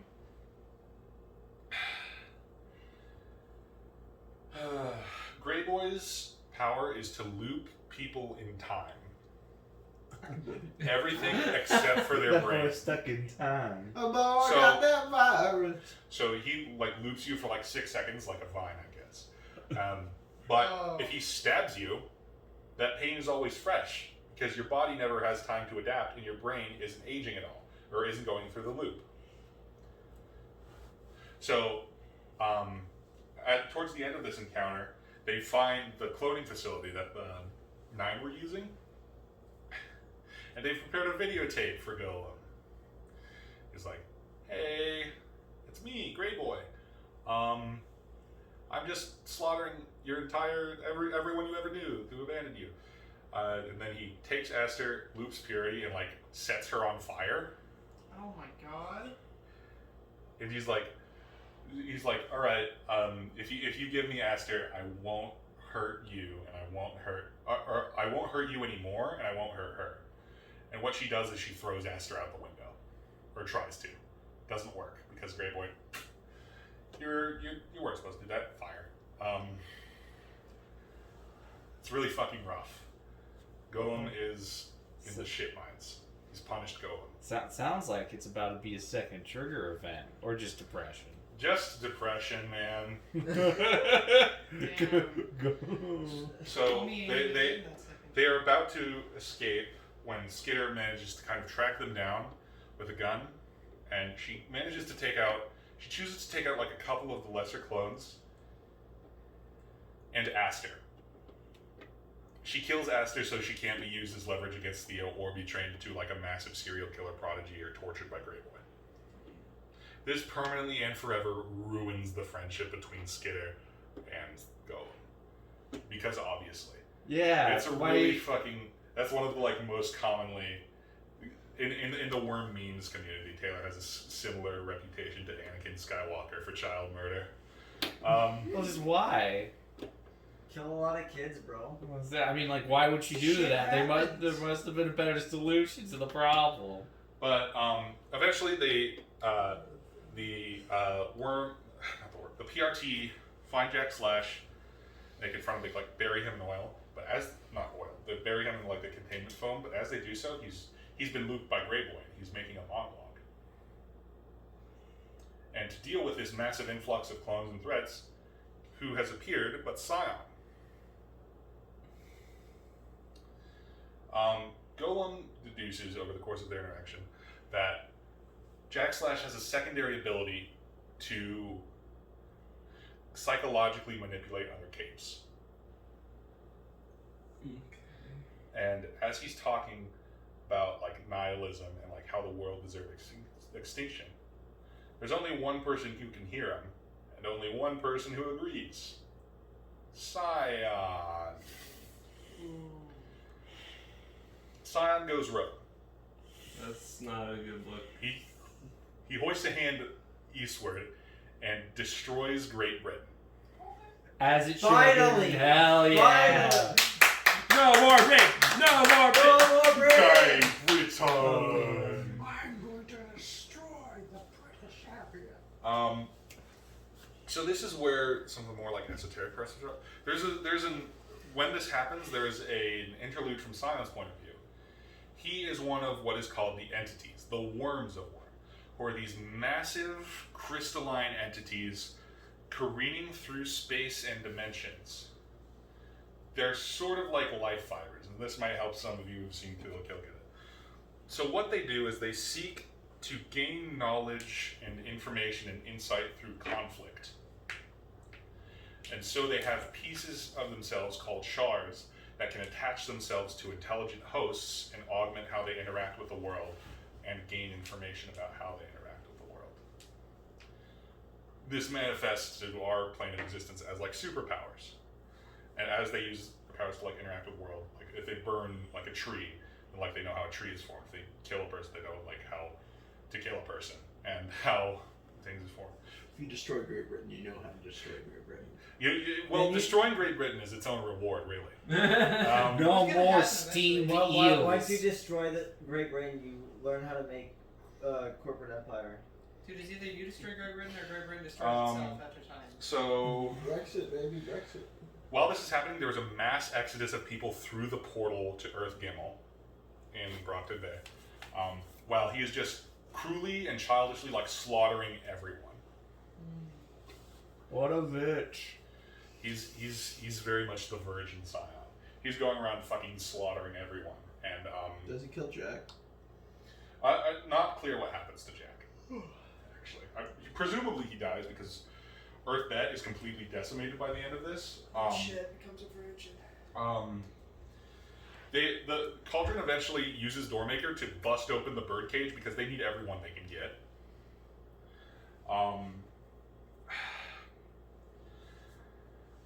And the way that Sion's interlude goes, he's also looking for his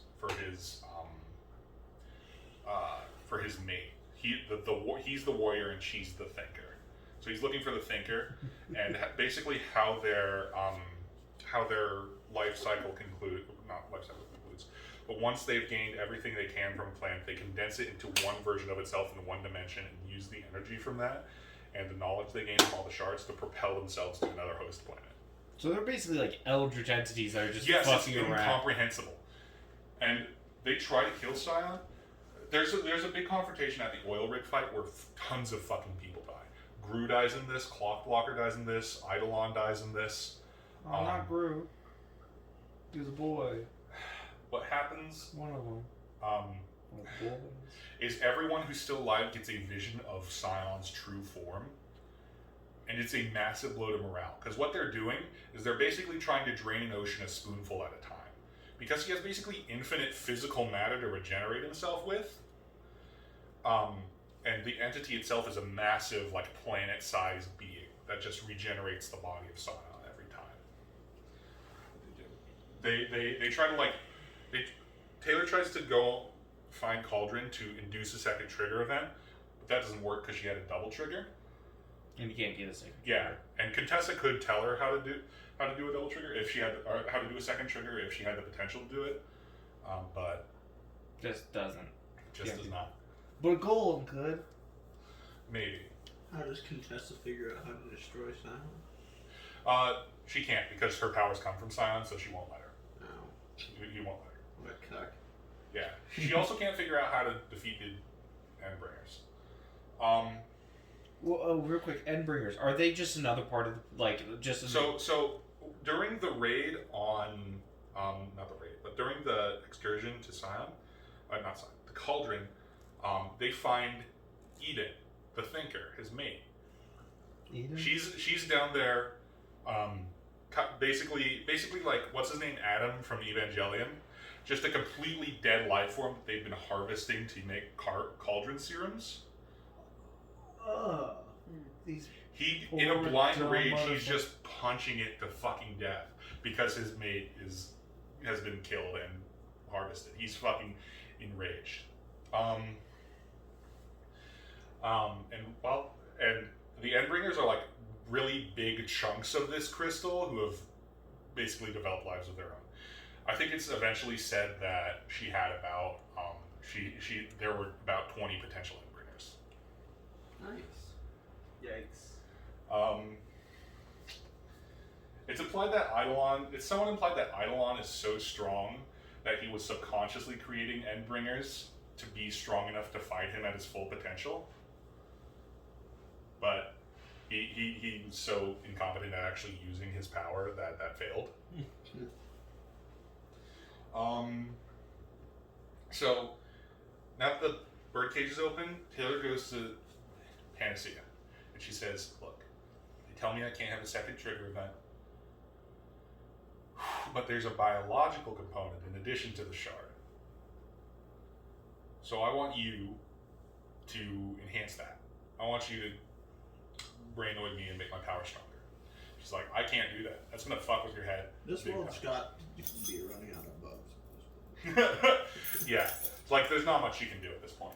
And she's So, like, so there's like a capacity thing that's biological. yeah, like it still corresponds to Oh, a is part that of why the brain, Dragon's really good because she can just be a server? basically. Oh. But There's a theoretical limit. Here's the thing. So she eventually convinces Panacea to do it. Poor Panacea. Oh my fucking god. So Taylor describes this as she feels her rage immediately cut in half. And Panacea's like, "Oh no, sorry, let me fix it. Cut in half again." It keeps on shrinking and shrinking and shrinking to 16 feet. She tries to move well and she kind of can't. She tries to talk and she can't. Tattletale comes in and she's like, "What the fuck is happening? What the fuck did you do?" Stay 16 feet away from Taylor at all costs.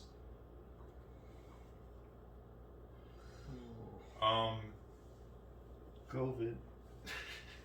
It's cold. So, it turns out that what has happened is that Taylor can't speak, she can't move, she kind of learns to manage.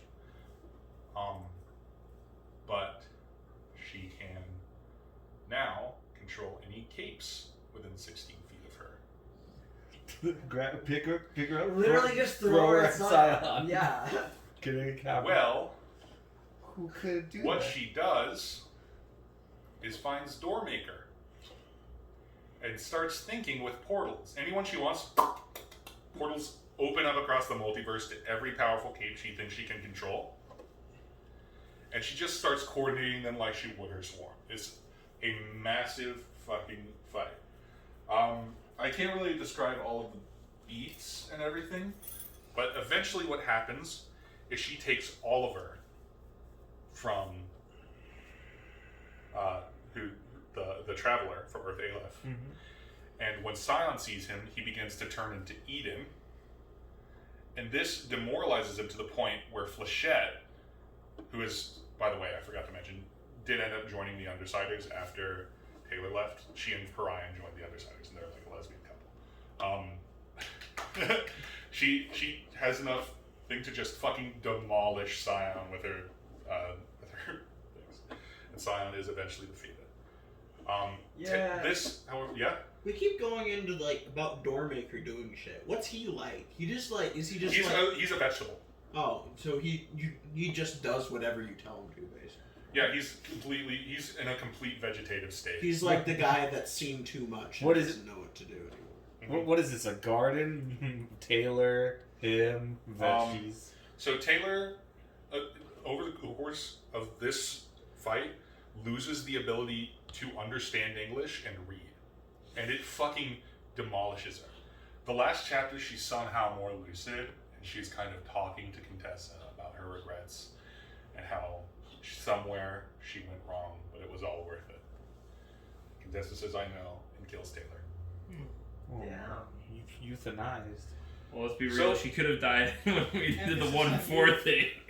So, humanity is now living on various Earths, Earth Gimel, all these other ones. And like this Eldritch entity Starting they just from zero. killed. This Eldritch entity has been defeated for good. Everyone who managed to survive Scion's attack wears this symbol, a dot inside a circle, that they survived humanity's gold morning. Aisha, Lisa, and Rachel basically commit themselves to carrying on Taylor's legacy, and fighting anyone who crosses them. Humanity is building like a new central world. I think it's like New York or something. And It is Futurama. Worm is now over. What happened to Theo? Did he die? I think Theo's alive. Okay. Oh yeah, Theo's alive. I think he went to Earth Gibble, right? Yeah.